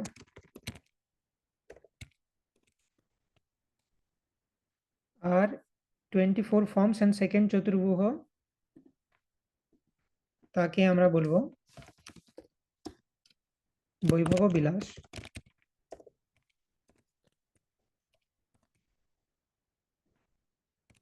এবার কেন কাকে কি বলছি সেগুলো সব লেখা আছে, জাস্ট এটা লিখে রাখো। আর তারপরের যে স্লাইডে সেখানে আমরা দেখেছি কাকে কি বলা হয়। তো এটা ভালো করে লিখে রাখো এবং স্ক্রিনশট নিয়ে নাও।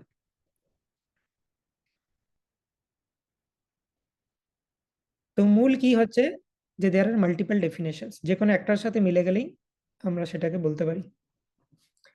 ইয়েস, শ্রী সিরাজ প্রভু। হরে কৃষ্ণ প্রভু। প্রভু ওই যে বাকি আমরা 22টি অবতার দেখতে পাই, 22টি, হ্যাঁ হ্যাঁ, তো ওনারা বৈভব বিলাসের মতো পড়ছেন না? তারা হচ্ছে স্বংস, সেটা আমরা দেখব। অসাংশ প্রকাশ, ওরে ভাই। আচ্ছা এটা লিখে নাও, ওরা আসছে স্বংসের মধ্যে, সেটা আমরা দেখব।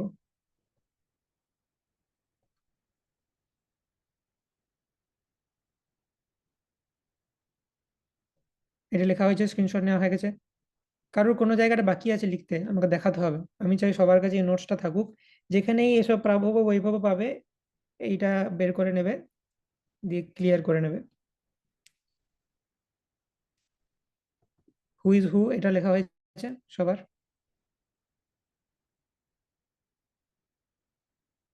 ঠিক আছে, আমি হোপ করছি সবার সবকিছু লেখা হয়ে গেছে।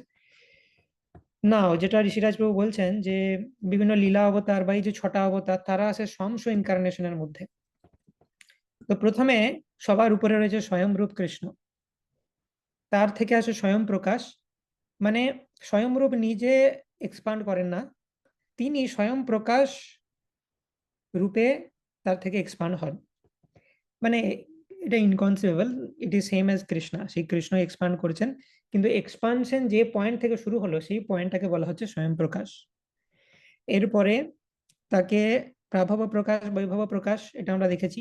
তদ একাত্ম রূপ যখন আমরা আসছি তখন সেটা দ্বারকা বা মথুরাতে চলে এসছে। তদ একাত্ম রূপ মানে তার যে ফর্ম আর ট্রান্সেন্ডেন্টাল ইমোশন সেগুলো ডিফারেন্টলি ম্যানিফেস্টেড, মানে আদি চতুর্ভুহ এটা একটা তদ একাত্ম রূপের মধ্যে পড়ে।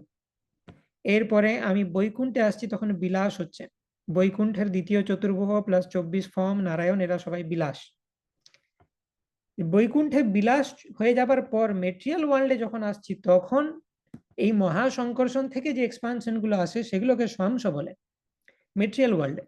স্বংস মানে হচ্ছে মেটেরিয়াল ওয়ার্ল্ডের এক্সপানশন।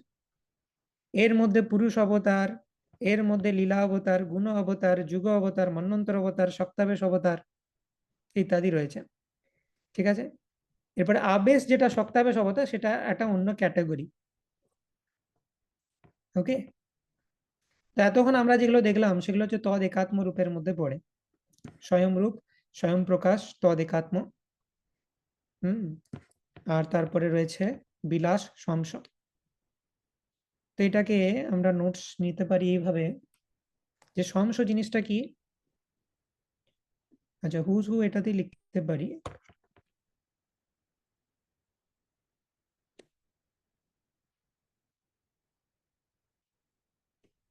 তো ইনকারনেশনস এরকম লিখো, ইনকারনেশনস ইন মেটেরিয়াল ওয়ার্ল্ড। মেটেরিয়াল ওয়ার্ল্ডে বিভিন্ন ধরনের ইনকারনেশন হয়। 6 ধরনের অবতার হয়, তার মধ্যে 5 ধরনের যে অবতার সেটা স্বংসের পার্ট, আর এক ধরনের যে অবতার সেটা হচ্ছে আবেশ। তো ইনকারনেশনস ইন মেটেরিয়াল ওয়ার্ল্ড কিরকম হতে পারে? পুরুষ অবতার হতে পারে, মানে গর্ভদোকসাই বিষ্ণু, ক্ষীরদোকসাই বিষ্ণু, মহাবিষ্ণু পুরুষ অবতার হতে পারে। গুণা অবতার হতে পারে, যুগা অবতার হতে পারে, মন্বন্তর অবতার হতে পারে। ঠিক আছে,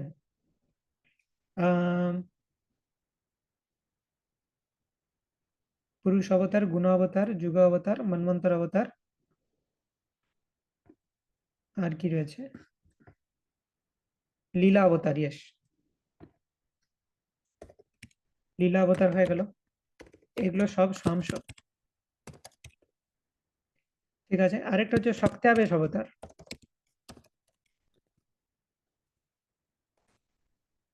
এটাকে একটা আলাদা ক্যাটাগরিতে ফেলতে পারি, এগুলো হচ্ছে আবেশ। শক্তাবেশ অবতার মানে জীবা, এম্পাওয়ার্ড জীবা, কোনো জীব যদি ভগবানের শক্তির দ্বারা এম্পাওয়ার্ড হয়, এম্পাওয়ার্ড বাই লর্ড, সে হয়ে গেল আবেশ।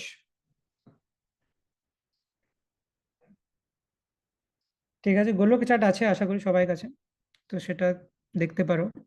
এই চার্টটা খুব কাজের যে স্বয়ংরূপ থেকে স্বয়ং প্রকাশ, তার থেকে তদেকাত্ম চলে এলো দ্বারকা মথুরাতে, এবং তারপরে বিলাস হচ্ছে বৈকুণ্ঠে। মেটেরিয়াল ওয়ার্ল্ডে যখন প্রবেশ করছে তখন সে স্বাংশ।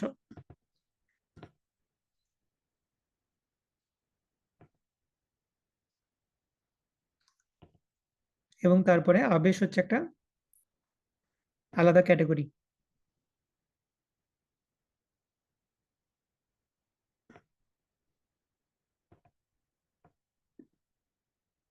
ঠিক আছে, মোটামুটি ক্লিয়ার জিনিসটা।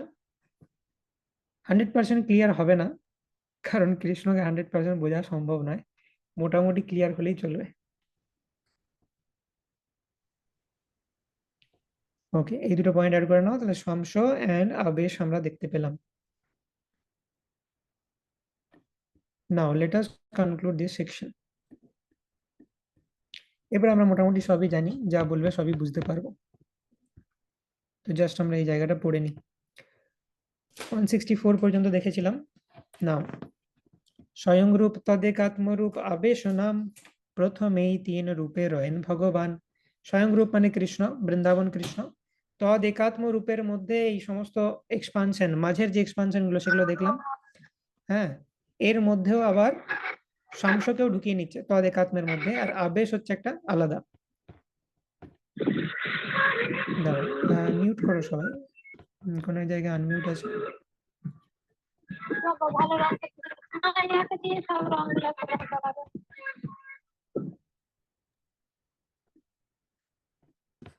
ওকে,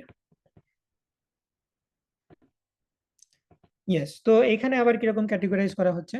স্বয়ং রূপ মানে কৃষ্ণ স্বয়ং বৃন্দাবনে, তদ একাত্ম রূপ, তদ একাত্ম রূপের মধ্যে স্বাংশ বিলাস সব ঢোকানো আছে, আর আবেশটাকে আলাদা ক্যাটাগরি করে দিচ্ছে। ঠিক আছে, এই যে এখানে বলা হচ্ছে তদ একাত্ম রূপ, এটা আবার স্বাংশ এবং বিলাস এই দুটি ভাগে বিভক্ত। যাই হোক, সেটা আমরা লিখে রাখতে পারি, এটা আরেক ধরনের ক্যাটেগরাইজেশন। মেটেরিয়াল ওয়ার্ল্ডে যে ইনকারনেশন সেগুলোকে স্বাংশ বলা হয়, শাক্তাবেশ অবতার যেটা সেটা আবেশ হয়ে গেল। আর আগে আমরা বিলাস দেখেছি, এগুলো সব বিলাস। প্রকাশ দেখেছি, বিলাস দেখেছি, এগুলো ডিফারেন্ট কালার করে দিই। স্বয়ং রূপ তিনি আলাদা ক্যাটাগরিতে রয়েছেন। রাসলীলাতে প্রভব প্রকাশ, বৈভব প্রকাশ, এগুলো সব দেখলাম। এগুলো হয়ে গেল সব প্রকাশের ক্যাটাগরি। স্বয়ংরূপ কৃষ্ণ তিনি আলাদা ক্যাটাগরি। তারপর ব্লুতে যেটা আছে সেটা প্রকাশের ক্যাটাগরি। তারপরে আমরা আসছি বিলাস। আচ্ছা, বৈভব প্রকাশ এটাকেও ঢুকিয়ে দিই উপরে প্রকাশের ক্যাটাগরিতে। বলরাম, তারপরে এগুলো হচ্ছে বিলাস অবতার আমরা দেখলাম। বিলাসটাকে সবুজ কালার করলাম। এটা হচ্ছে স্বয়ংরূপ কৃষ্ণ, এগুলো হয়ে গেল সব প্রকাশ, এগুলো হয়ে গেল বিলাস। মেটেরিয়াল ওয়ার্ল্ডে যখন প্রবেশ করলো তখন সে হলো স্বাংশ। আর আবেশ মানে সেটা আলাদা জিনিস, সেটা হচ্ছে কোনো একজন জীব, সে যদি ভগবানের দ্বারা এম্পাওয়ার্ড হয়। ঠিক আছে, তো এই বিলাস আর স্বাংশ নিয়ে হচ্ছে তদেকাত্ম।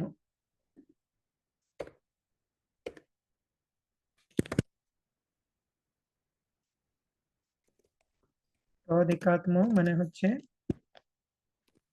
বিলাস প্লাস স্বাংশ।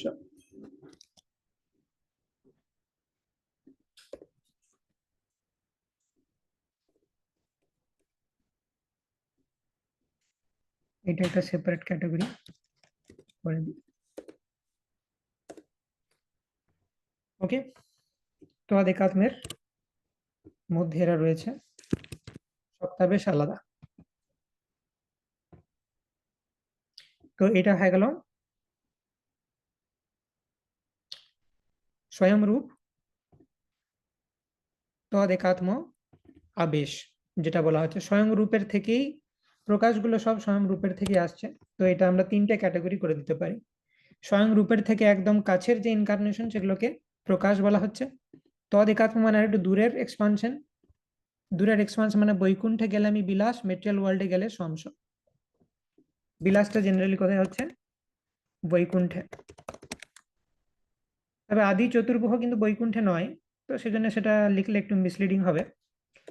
বিলাস মানে সামান্য দূরে, সেটা আদি চতুর্ভুজ রূপেও হতে পারে, সামান্য দূরে, এবং সমানে মেটেরিয়াল ওয়ার্ল্ডে চলে যাচ্ছে, সেটাকে তদেকাত্ম বলা হচ্ছে, এবং তারপরে সপ্তাবেশ।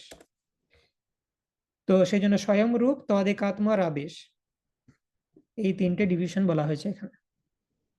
ঠিক আছে, তো এটাও স্ক্রিনশট নিয়ে নিতে পারো। It's very difficult to categorize all this information. Yes, Rishiraj Prabhu. মানে প্রভু আরেকবার আপনি একটু বিলাস আর প্রকাশ আর বৈভব, এটা একটু ডেফিনেশনটা একটু বলবেন, মানে বলরাম যে বৈভব প্রকাশ কিভাবে হচ্ছেন, মানে nothing is black and white, everything is grey. তো তারপরে এবার তুমি বোঝো যে ক্লিয়ারলি তুমি কিছুই বুঝতে পারবে না, কোনটা কি মোটামুটি বোঝা যাবে। তো আমি কারণ আমি দূরে মানে শুনলাম বৈভব, আর দূরে মানে এখন বিলাসও শুনলাম, তো তাই হ্যাঁ, বিলাস মানেও দূরে হচ্ছে, তার কারণ সেটাও একটা আন্ডারস্ট্যান্ডিং। কারণ যখনই বিলাস হচ্ছে তখনই আমরা ঠিক আছে, আমি ওই ডেফিনেশনটা চেঞ্জ করে দিচ্ছি। তুমি ভাবতে পারো বিলাস মানে যখনই মেনি ফর্মস এক্সপ্যান্ড করে কৃষ্ণ, আদি চতুর্ভুজতেও মেনি ফর্মস, আবার 24 ফর্ম সেটাতেও মেনি ফর্মস। ঠিক আছে, যেহেতু বলরাম আদি চতুর্ভুজের পার্ট আছে সেজন্য প্রভাব বিলাস।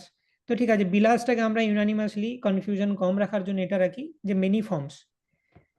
তো যখনই কৃষ্ণ মেনি ফর্মসে নিজেকে এক্সপ্যান্ড করে সেটাকে বিলাস বলা হয়, এবং স্বয়ংস যখন বলা হবে তখন হচ্ছে মেটেরিয়াল ওয়ার্ল্ডে যখন প্রবেশ করছে ইনকারনেশন গুলো, তখন তাকে স্বয়ংস বলা হচ্ছে। আচ্ছা প্রভু, মেনি ফর্মস আর ডিফারেন্ট ফর্মের মধ্যে পার্থক্য আছে কি, Many মানে মানে নাম্বারে মেনি ফর্মস হবে, আর ডিফারেন্ট ফর্ম মানে হচ্ছে ডিফারেন্ট ইমোশন বা রূপ।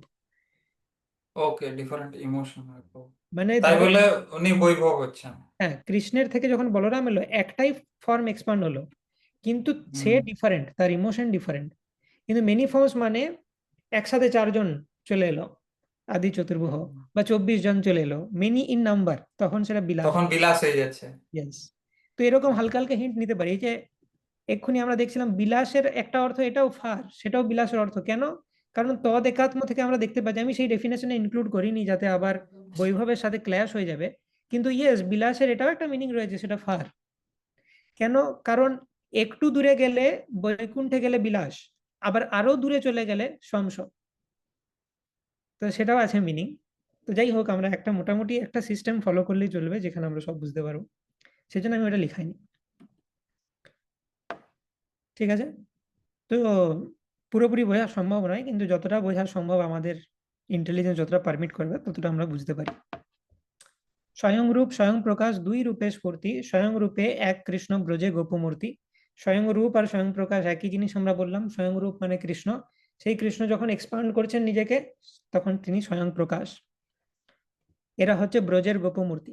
প্রাভব বৈভব রূপে দ্বিবিধ প্রকাশে এক বপু বহু রূপ জয়ছে হলো রাসে। তো রাসলীলার যে ফর্মগুলি সেগুলি হয়ে গেল প্রাভব প্রকাশ। মহিষী বিবাহে হইল বহুবিধ মূর্তি, প্রাভব প্রকাশ এই শাস্ত্র পরসিদ্ধি। দ্বারকাতে দ্বারকার কৃষ্ণকে রেফারেন্স পয়েন্ট করে যে এক্সপানশন সেগুলো হয়ে গেল প্রাভব প্রকাশ। সৌভর্যাদি মুনির মতো এক্সপানশন নয় এগুলো, সেটা হলে নারদ মুনির বিস্ময় হতো না। আগের দিন আমরা দেখেছি এগুলো সব। অনন্ত প্রকাশে কৃষ্ণের নাহি মূর্তিভেদ, আকার বর্ণ অস্ত্র ভেদে নাম বিভেদ। বিভিন্ন অস্ত্র বিভেদ রয়েছে, বিভিন্ন হাতে বিভিন্ন অস্ত্র রয়েছে তাদের। বৈকুণ্ঠের যে 24 ফর্ম সেটা আমরা দেখেছি। বৈভব প্রকাশ কৃষ্ণের শ্রী বলরাম, বর্ণমাত্র ভেদ সব কৃষ্ণের সমান। বর্ণভেদ এবং ভাবেরও ভেদ রয়েছে, সেটাও বিভিন্ন জায়গাতে বলা রয়েছে। তো সেই কারণে সে বৈভব প্রকাশ। কেন আমরা ডিটেলস আলোচনা করেছি আমরা যাব না, জাস্ট এখন শুনে যাও। বৈভব প্রকাশ যে দেবকী তনুজ, দ্বিভুজ স্বরূপ কবু হন চতুর্ভুজ। দেবকী পুত্র বাসুদেব কখনো দ্বিভুজ হন, কখনো চতুর্ভুজ হন। চতুর্ভুজ হলে তিনি প্রাভব প্রকাশ বা প্রাভব বিলাস, দ্বিভুজ হলে বৈভব প্রকাশ। খাতা দেখতে থাকো, কিছুই মনে থাকবে না। খাতায় দেখো, হ্যাঁ, 400 দেবকী পুত্র বাসুদেব, দেখবে লেখা আছে সেখানে প্রাভব প্রকাশ বা প্রাভব বিলাস। মাথা থেকে ভেবে বলা ইজ ভেরি চ্যালেঞ্জিং। স্বয়ং রূপের গোপবেশ গোপ অভিমান, বাসুদেবের ক্ষত্রিয় বেশ আমি ক্ষত্রিয় জ্ঞান। তো কৃষ্ণ যখন বৃন্দাবন কৃষ্ণের রূপ হচ্ছে, তার ভাব হচ্ছে গোপবেশ গোপ অভিমান, আর দেবকীর যে পুত্র বাসুদেব তার ক্ষত্রিয় বেশ এবং ক্ষত্রিয় ভাব রয়েছে, কিন্তু ব্রজে যখন সে থাকে কৃষ্ণের শরীরে তখন তাকে কৃষ্ণের মতোই জামা কাপড় পরতে হয়, কিন্তু যখনই সে কৃষ্ণের বাইরে ব্রজের বাইরে বেরিয়ে যায় তখন সে ক্ষত্রিয় বেশ ধারণ করে, যেমন দ্বারকাতে। সৌন্দর্য ঐশ্বর্য মাধুর্য বৈদগ্ধ বিলাস ব্রজেন্দ্র নন্দনী ইহা অধিক উল্লাস। মানে কি, Vrindavan Krishna is superior to Vasudev Krishna. Vrindavan Krishna রূপ বাসুদেব কৃষ্ণের থেকে সুপিরিয়ার। গোবিন্দের মাধুরী দেখি বাসুদেবের ক্ষোভ, সে মাধুরী আস্বাদিতে উপজয় লোভ। ললিত মাধব থেকে বিদগ্ধ মাধব থেকে এক্সাম্পল দেওয়া হচ্ছে যে কিভাবে বাসুদেব কৃষ্ণ কিভাবে বৃন্দাবন কৃষ্ণের প্রতি আকর্ষিত হয়েছিলেন। সেই বপু ভিন্নাভাসে কিছু ভিন্নাকার ভাবাকৃতি ভেদে তদ একাত্ম নাম তার। তদ একাত্ম কখন হয়ে গেল? তদ একাত্ম মানে আমরা জানি বিলাস আর সংস। তো বিলাস মানেই বিভিন্ন ফর্মে এক্সপান্ড করবেন এবং সেখানে বিভিন্ন রকম ম্যানিফেস্টেড হবে, যেমন আমরা এখানে দেখতে পাচ্ছি তদ একাত্ম আদি চতুর্ভুহ 24 ফর্মস বা বলরাম, এগুলো হচ্ছে বিলাস, সেটা তদ একাত্মের মধ্যে পড়ছে। ঠিক আছে, তো তদ একাত্মে বিলাস সাংস দুই ভেদ, বিলাস সাংসের ভেদে বিবিধ বিভেদ। বিলাস এবং সাংসেরও আরো ক্যাটাগরি রয়েছে, প্রাভব বিলাস রয়েছে, বৈভব বিলাস রয়েছে। সাংসের মধ্যে বিভিন্ন ক্যাটাগরির অবতার রয়েছে, পুরুষ অবতার, গুণ অবতার, লীলা অবতার। ঠিক আছে, এদের আবার বিভিন্ন ভাগ রয়েছে। প্রাভব বৈভব ভেদে বিলাস দ্বিধাকার, বিলাসের বিলাস ভেদ অনন্ত প্রকার। তো বিলাস দুই প্রকার, প্রাভব বিলাস, বৈভব বিলাস। বিলাসের আবার বিলাস হতে পারে, ফর এক্সাম্পল কিরকম বিলাসের বিলাস কি বলবো, যে দ্বিতীয় চতুর্ভুজ ইটসেলফ বৈভব বিলাস, তাদের আবার বিলাস হচ্ছে দিয়ে 24 ফর্মস হচ্ছে। 24 ফর্ম সেটাও বিলাস, কিন্তু সেটা বিলাসের বিলাস। প্রাভব বিলাস বাসুদেব শঙ্করসন প্রদ্যুম্ন অনিরুদ্ধ মুখ্য চারিজন। প্রাভব বিলাস বাসুদেব শঙ্করসন প্রদ্যুম্ন অনিরুদ্ধ কোথাকার? আদি চতুর্ভুহের। আদি চতুর্ভুহের যে চারজন তারা হচ্ছে প্রাভব বিলাস। ব্রজে গোপভাব রামের পুরে ক্ষত্রিয় ভাবন, বর্ণ বেশ ভেদ তাতে বিলাস তার নাম। তো ব্রজে গোপভাব রামের, বলরামের গোপভাব কোথায়? ব্রজে, তখন তাকে বলা হচ্ছে বৈভব প্রকাশ। পুরে ক্ষত্রিয় ভাব তার, তখন তার নাম হয়ে গেল, যখন সে দ্বারকাতে চতুর্ভুজের মধ্যে এক্সপানশন নিচ্ছে। দ্বারকাতে যে বলরাম রয়েছেন তিনি অ্যাকচুয়ালি শঙ্করসন, তো তখন তাকে আমরা কি বলবো? প্রাভব বিলাস বলবো। বৈভব প্রকাশে আর প্রাভব বিলাসে এক মুহূর্তে বলদেব ভাবভেদে ভাসে। আমরা এটা আগে আলোচনা করেছি যে বলদেবের দুটো রূপ, বৈভব প্রকাশ আর প্রাভব বিলাস। আদি চতুর্ভুহ ইহার কেহ নাহি সম, অনন্ত চতুর্ভুহ গণের প্রাকট্য কারণ। তো আদি চতুর্ভুহ এটা হচ্ছে সোর্স অফ অল আদার চতুর্ভুজ, ফর এক্সাম্পল দ্বিতীয় চতুর্ভুহ। কৃষ্ণের এই চারি প্রাভব বিলাস, দ্বারকা মথুরাপুরে নিত্য ইহার বাস। মানে আদি চতুর্ভুহের কথা বলা হচ্ছে। আদি চতুর্ভুহ ইজ প্রাভব বিলাস এবং দ্বারকা এবং মথুরাতে তার বাস। এই চারি হইতে 24 মূর্তি প্রকাশ, অস্ত্রভেদে নামভেদ বৈভব বিলাস। তো এর থেকে 24 ফর্ম এক্সপান্ড হয়, তখন সেটা বৈভব বিলাস হয়ে যাচ্ছে, আমরা দেখলাম। পুনঃ কৃষ্ণ চতুর্ভুহ লইয়া পূর্বরূপে পরব্যোম মধ্যে বৈশে নারায়ণ রূপে। এবং কৃষ্ণ নিজেকে বৈকুণ্ঠে আবার এক্সপান্ড করলেন নারায়ণ রূপে, বিলাস বিগ্রহ রূপে। তাহা হইতে পুনঃ চতুর্ভুহ প্রকাশ, আবরণ চারিদিকে যাহার বাস। নারায়ণ থেকে আবার দ্বিতীয় চতুর্ভুহ প্রকট হলো। চারিজনের পুনঃ পৃথক তিন তিন মূর্তি, কেশবাদী যাহা হইতে বিলাসের পূর্তি। তো এই পয়েন্ট থেকে কিছু নতুন ইনফরমেশন আছে, শোনা যাক, কিন্তু কঠিন নয়, এগুলো শুনতে ভালো লাগবে। কঠিন পোর্শনটা we have already crossed. So এখানে বলা হচ্ছে যে দ্বিতীয় চতুর্ভুহ থেকে কিভাবে 24 মূর্তি প্রকটিত হলো। চারিজনের পুনঃ পৃথক তিন তিন মূর্তি, কেশবাদী যাহা হইতে বিলাসের পূর্তি। তো এখানে দেখো দ্বিতীয় চতুর্ভুহ আমরা যদি দেখি, নারায়ণ থেকে দ্বিতীয় চতুর্ভুহ এলো বাসুদেব শঙ্করসন প্রদ্যুম্ন অনিরুদ্ধ। ঠিক আছে, তো বাসুদেব থেকে তিনজন প্রকটিত হন, কেশব নারায়ণ মাধব। শঙ্করসন থেকে গোবিন্দ বিষ্ণু মধুসূদন। প্রদ্যুম্ন থেকে ত্রিবিক্রম ব্রাহ্মণ শ্রীধর। অনিরুদ্ধ থেকে ঋষিকেশ পদ্মনাভ দামোদর। ঠিক আছে, তো এদের কথা বলা হচ্ছে 1 2 3 4 5 6 7 8 9 10 11 12। এই যে 12 জন প্রকাশিত হলো, এই 12 জন 12টি মাসের নাম, কেশব, নারায়ণ, মাধব, গোবিন্দ, বিষ্ণু, মধুসূদন, ত্রিবিক্রম, বামন, শ্রীধর, ঋষিকেশ, পদ্মনাভ, দামোদর এবং 12 তিলকেরও নাম। এগুলো ছাড়া আরো দুটো দুটো অ্যাডিশনাল বিলাস হয় বাসুদেব, শঙ্কর্ষণ, প্রদ্যুম্ন, অনিরুদ্ধের।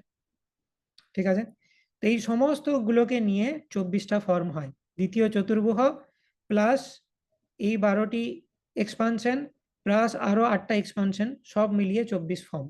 এরা সবাই হচ্ছে বৈভব বিলাস। তো সেটা এখানে বলা হচ্ছে। চক্রাদি ধারণ ভেদে নাম ভেদে সব বাসুদেবের মূর্তি কেশব, নারায়ণ, মাধব। তো বাসুদেব থেকে এক্সপান্ড করলেন কেশব, নারায়ণ, মাধব। শঙ্কর্ষণ থেকে এক্সপান্ড করলেন গোবিন্দ, বিষ্ণু, মধুসূদন। এইখানে যে গোবিন্দ রয়েছে সেটা দ্বিতীয় চতুর্ভুহের এক্সপানশন, মানে বৈকুণ্ঠের গোবিন্দ। তো এটা ব্রজেন্দ্র নন্দন নয়, বৃন্দাবনের গোবিন্দ নয়, এটা বৈকুণ্ঠের গোবিন্দ।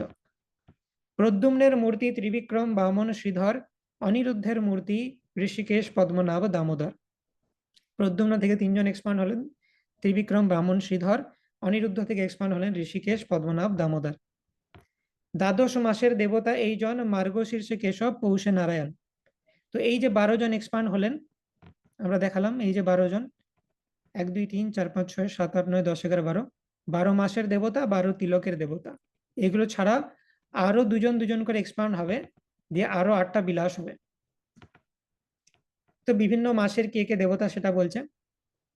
মার্গশীর্ষে কেশব, পৌষে নারায়ণ, মাঘে মাধব, গোবিন্দ, ফাল্গুনে চৈত্রে বিষ্ণু, বৈশাখে মধুসূদন, জ্যৈষ্ঠ ত্রিবিক্রম, আষাঢ়ে বামন, শ্রাবণে শ্রীধর, ভাদ্রে ঋষিকেশ, আশ্বিনে পদ্মনাভ, কার্তিকে দামোদর।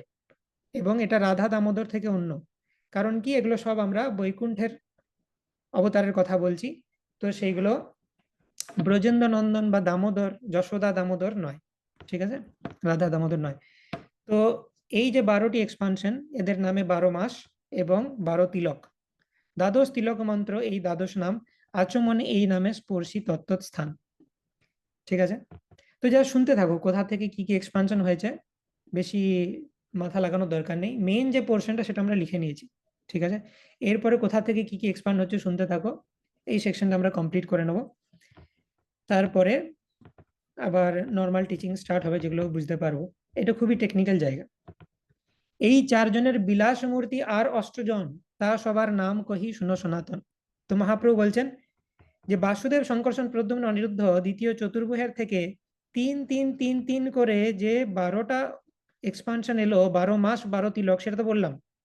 এরপরে এদের থেকে আরো দুটো দুটো করে এক্সপানশন আসে, দিয়ে টোটাল 8টা বিলাস বিগ্রহ হয়। তাদের কথা এখন শোনো। এই 4 জনের বিলাস মূর্তি আর 8 জন। পুরুষোত্তম, অচ্যুত, নৃসিংহ, জনার্দন, হরি, কৃষ্ণ, অধোক্ষজ, উপেন্দ্র, 8 জন। দেখো মিলে যাবে। পুরুষোত্তম, অধোক্ষজ, উপেন্দ্র, অচ্যুত, নৃসিংহ, জনার্দন, হরি, কৃষ্ণ। এই 8 জন বাসুদেব, শঙ্কর্ষণ, প্রদ্যুম্ন, অনিরুদ্ধ দ্বিতীয় চতুর্ভুহ থেকে আসছে। বাসুদেবের বিলাস 2, অধোক্ষজ পুরুষোত্তম, শঙ্কর্ষণের বিলাস হচ্ছে উপেন্দ্র, অচ্যুত, প্রদ্যুম্নের বিলাস নৃসিংহ, জনার্দন, অনিরুদ্ধের বিলাস হরি, কৃষ্ণ।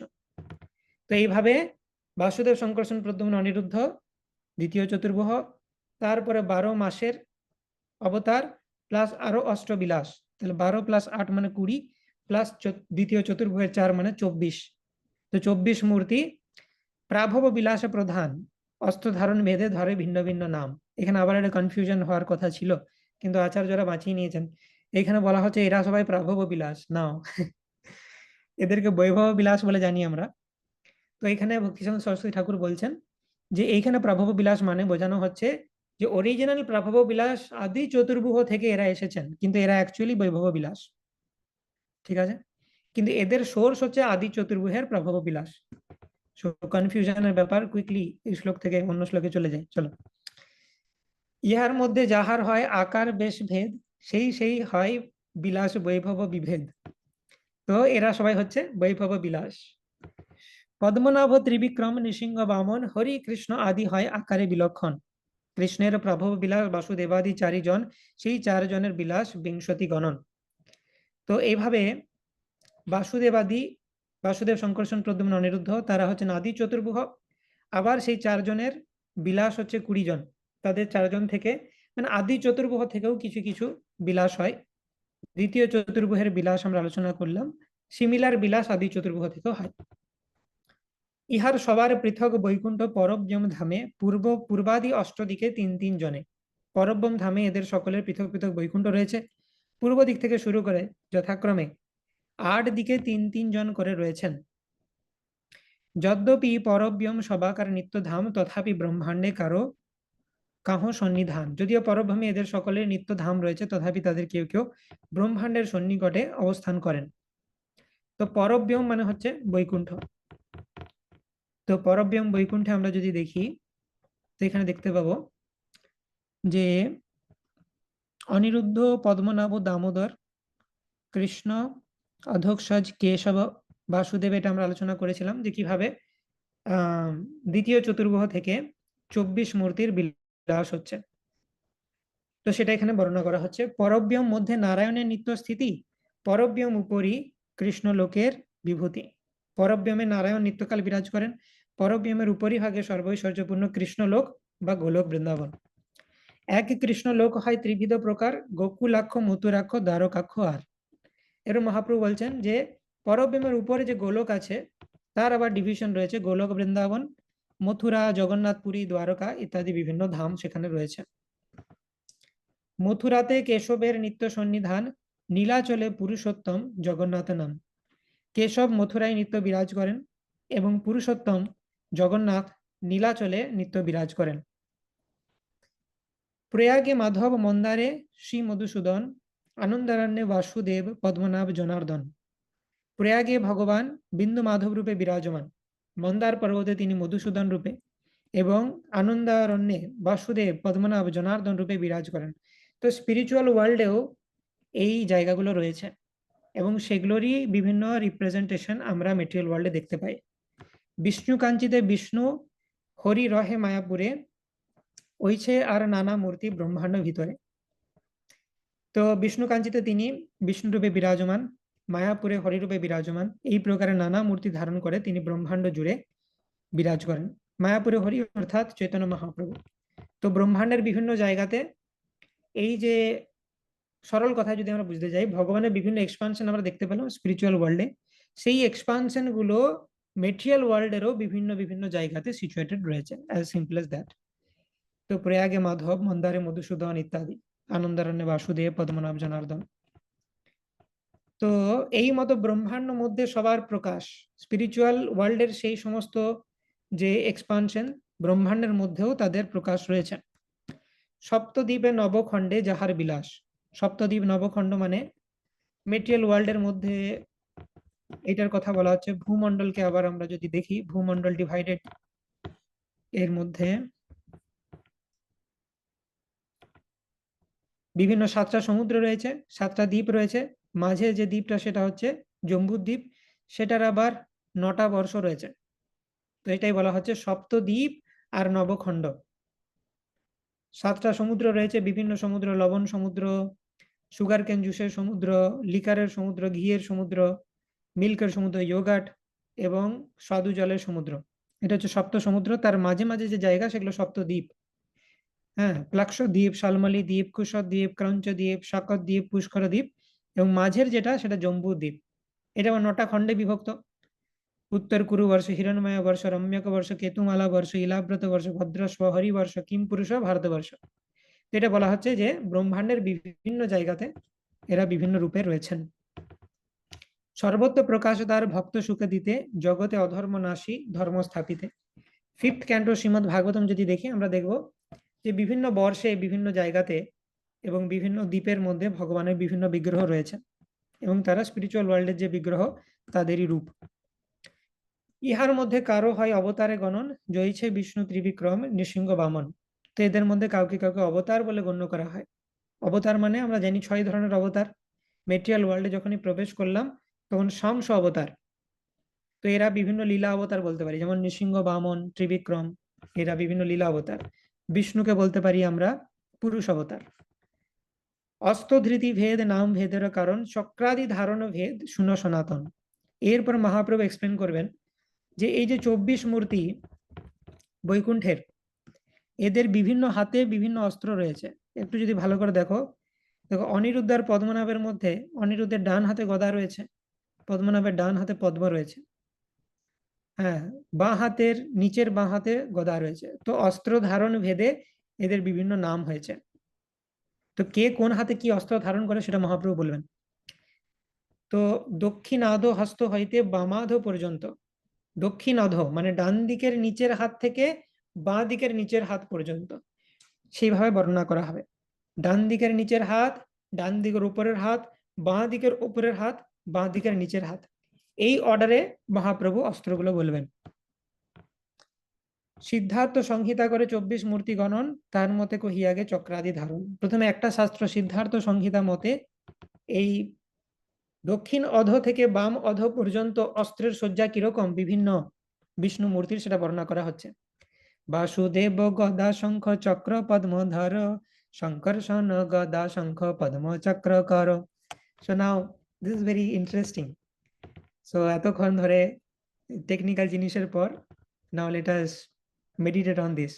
প্রদ্যুম্ন চক্র শঙ্খ গদা পদ্মধর, অনিরুদ্ধ চক্র গদা শঙ্খ পদ্ম কর। পরব্যোমে বাসুদেবাদি নিজ নিজ অস্ত্র ধর, তার মতো কহি যেসব অস্ত্র কর। তো চারজন প্রধানের কথা বলে দিলেন, বাসুদেব, শঙ্কর্ষণ, প্রদ্যুম্ন, অনিরুদ্ধ। তাদের ডান হাতের নিচ থেকে বাঁ হাতের নিচ পর্যন্ত কি কি অস্ত্র থাকে সেটা বলে দিল। তারপরে বাকি অবতারদের, বাকি যে এক্সপানশন তাদের কথা বলা হচ্ছে। শ্রীকেশব পদ্ম শঙ্খ চক্র গদাধর, নারায়ণ শঙ্খ পদ্ম গদা চক্রধর। শ্রীমাধব গদা চক্র শঙ্খ পদ্ম কর, শ্রী গোবিন্দ চক্র গদা পদ্ম শঙ্খধর। বিষ্ণু মূর্তি গদা পদ্ম শঙ্খ চক্র কর, মধুসূদন চক্র শঙ্খ পদ্ম গদাধর। ত্রিবিক্রম পদ্ম গদা চক্র শঙ্খ কর, শ্রী বামন শঙ্খ চক্র গদা পদ্মধর। শ্রীধর পদ্ম চক্র গদা শঙ্খ কর, ঋষিকেশ গদা চক্র পদ্ম শঙ্খধর। পদ্মনাভ শঙ্খ পদ্ম চক্র গদাধর, দামোদর পদ্ম চক্র গদা শঙ্খধর। পুরুষোত্তম চক্র পদ্ম শঙ্খ গদাধর, শ্রী অচ্যুত গদা পদ্ম চক্র শঙ্খধর। শ্রী নৃসিংহ চক্র পদ্ম গদা শঙ্খধর, জনার্দন পদ্ম চক্র শঙ্খ গদাকর। শ্রী হরি শঙ্খ চক্র পদ্ম গদাকর, শ্রীকৃষ্ণ শঙ্খ গদা পদ্ম চক্র কর। অধোক্ষজ পদ্ম গদা শঙ্খ চক্র কর, উপেন্দ্র শঙ্খ গদা চক্র পদ্ম কর। তো এইভাবে চারটে অস্ত্র, শঙ্খ চক্র গদা পদ্ম, তার বিভিন্ন বিন্যাস 4 ফ্যাক্টোরিয়াল 24, সেটা বর্ণনা করা হলো অ্যাকর্ডিং টু সিদ্ধার্থ সংহিতা। হয় শীর্ষ পঞ্চরাত্রে কহে 16 জন, তার মতে কহি এবে চক্রাদি ধারণ। তো 16 জনের কথা বর্ণনা করা হচ্ছে হায় শীর্ষ পঞ্চরাত্র বলে আরেকটা শাস্ত্র, সেখানে 24 বর্ণনা করা হয়নি, কিন্তু 16 জনের ডেসক্রিপশন দেওয়া হয়েছে। কেশব ভেদে পদ্ম শঙ্খ গদা চক্রধর, মাধব ভেদে চক্র গদা শঙ্খ পদ্ম কর। সেখানে আবার একটু ডিফারেন্টলি দিয়েছে। তো হতে পারে ভগবানের বিভিন্ন রকম ম্যানিফেস্টেশন হতে পারে বিভিন্ন জায়গাতে। নারায়ণ ভেদে নানা অস্ত্র ভেদ ধর, ইত্যাদিক ভেদ এই সব অস্ত্র কর। স্বয়ং ভগবান আর লীলা পুরুষোত্তম, এই দুই নাম ধরে ব্রজেন্দ্র নন্দন। পুরীর আবরণ রূপে পুরীর নবদেশে, নবব্যূহ রূপে নবমূর্তি পরকাশে। তো ব্রজেন্দ্র নন্দন শ্রীকৃষ্ণের স্বয়ং ভগবান এবং লীলা পুরুষোত্তম এই দুইটি নাম রয়েছে। দ্বারকাপুরীর আবরণ রূপে এবং পুরীর 9টি স্থানে নবব্যূহ রূপে ভগবানের 9টি মূর্তি প্রকাশ করেছেন। সেই 9 জন কারা কারা? বাসুদেব, শঙ্কর্ষণ, প্রদ্যুম্ন, অনিরুদ্ধ, নারায়ণ, নৃসিংহ, হয়গ্রীব, বরাহ এবং ব্রহ্মা। তো এরাও কিন্তু বৈকুণ্ঠে রয়েছেন। এটা লঘু ভাগবতামৃত থেকে পাওয়া যায়। এখানে যে ব্রহ্মার উল্লেখ করা হয়েছে তিনি জীব নন। যখন ব্রহ্মার পদ অধিকার করার মতো কোনো ব্যক্তি থাকে না, তখন মহাবিষ্ণু নিজেকে ব্রহ্মারূপে প্রকাশ করেন। তো ইনি হচ্ছেন বিষ্ণু তত্ত্ব বৈকুণ্ঠের। তো এরা কি করে? এরা নবব্যূহ রূপে, ভগবানের আবার 9টি মূর্তির প্রকাশ রয়েছে যারা দ্বারকাপুরীর আবরণ রূপে সেগুলোকে প্রোটেক্ট করছেন। তো এই ইনফরমেশন সেটা মহাপ্রভু আমাদের দিচ্ছেন। তো প্রকাশ বিলাসের এই কইলু বিবরণ, সাংসের ভেদ এবে শুনো সনাতন। তো প্রকাশ বিলাস এতক্ষণে বর্ণনা হলো। এরপরে সাংসের ভেদ বর্ণনা করব। সাংসের ভেদ মানে মেটেরিয়াল ওয়ার্ল্ডের পাস্ট টাইমস, মেটেরিয়াল ওয়ার্ল্ডে ভগবানের যে বিভিন্ন ইনকারনেশনস, ঠিক আছে? তো সেটা আমরা পরের দিন দেখব। So this is a very মানে কনফিউজিং টপিক, যেটা আমরা আজকে কোনোভাবে কভার করলাম। সম্পূর্ণরূপে বোঝা তো সম্ভব নয়, কিন্তু ইয়েস, মোটামুটি আমরা বুঝতে পারলাম। তো নেক্সট দিন আমরা সংস নিয়ে আলোচনা করব। এরপর থেকে বাকিটা খুব একটা প্রবলেমেটিক নয়, সেটা সহজেই বোঝা যাবে। ওকে, সো ইটস অলরেডি লেট, এখানে আমরা সমাপ্ত করব। বাঞ্ছা কল্পতরুভ্যশ্চ কৃপা সিন্ধুভ্যেব চ পতিতানাং পাবনেভ্যো বৈষ্ণবেভ্যো নমো নমঃ। अनंत कोटि वैष्णव वृंद की जय, श्रील प्रभुपाद की जय। निताई गौर प्रेमानंदे, हरि हरि बोल।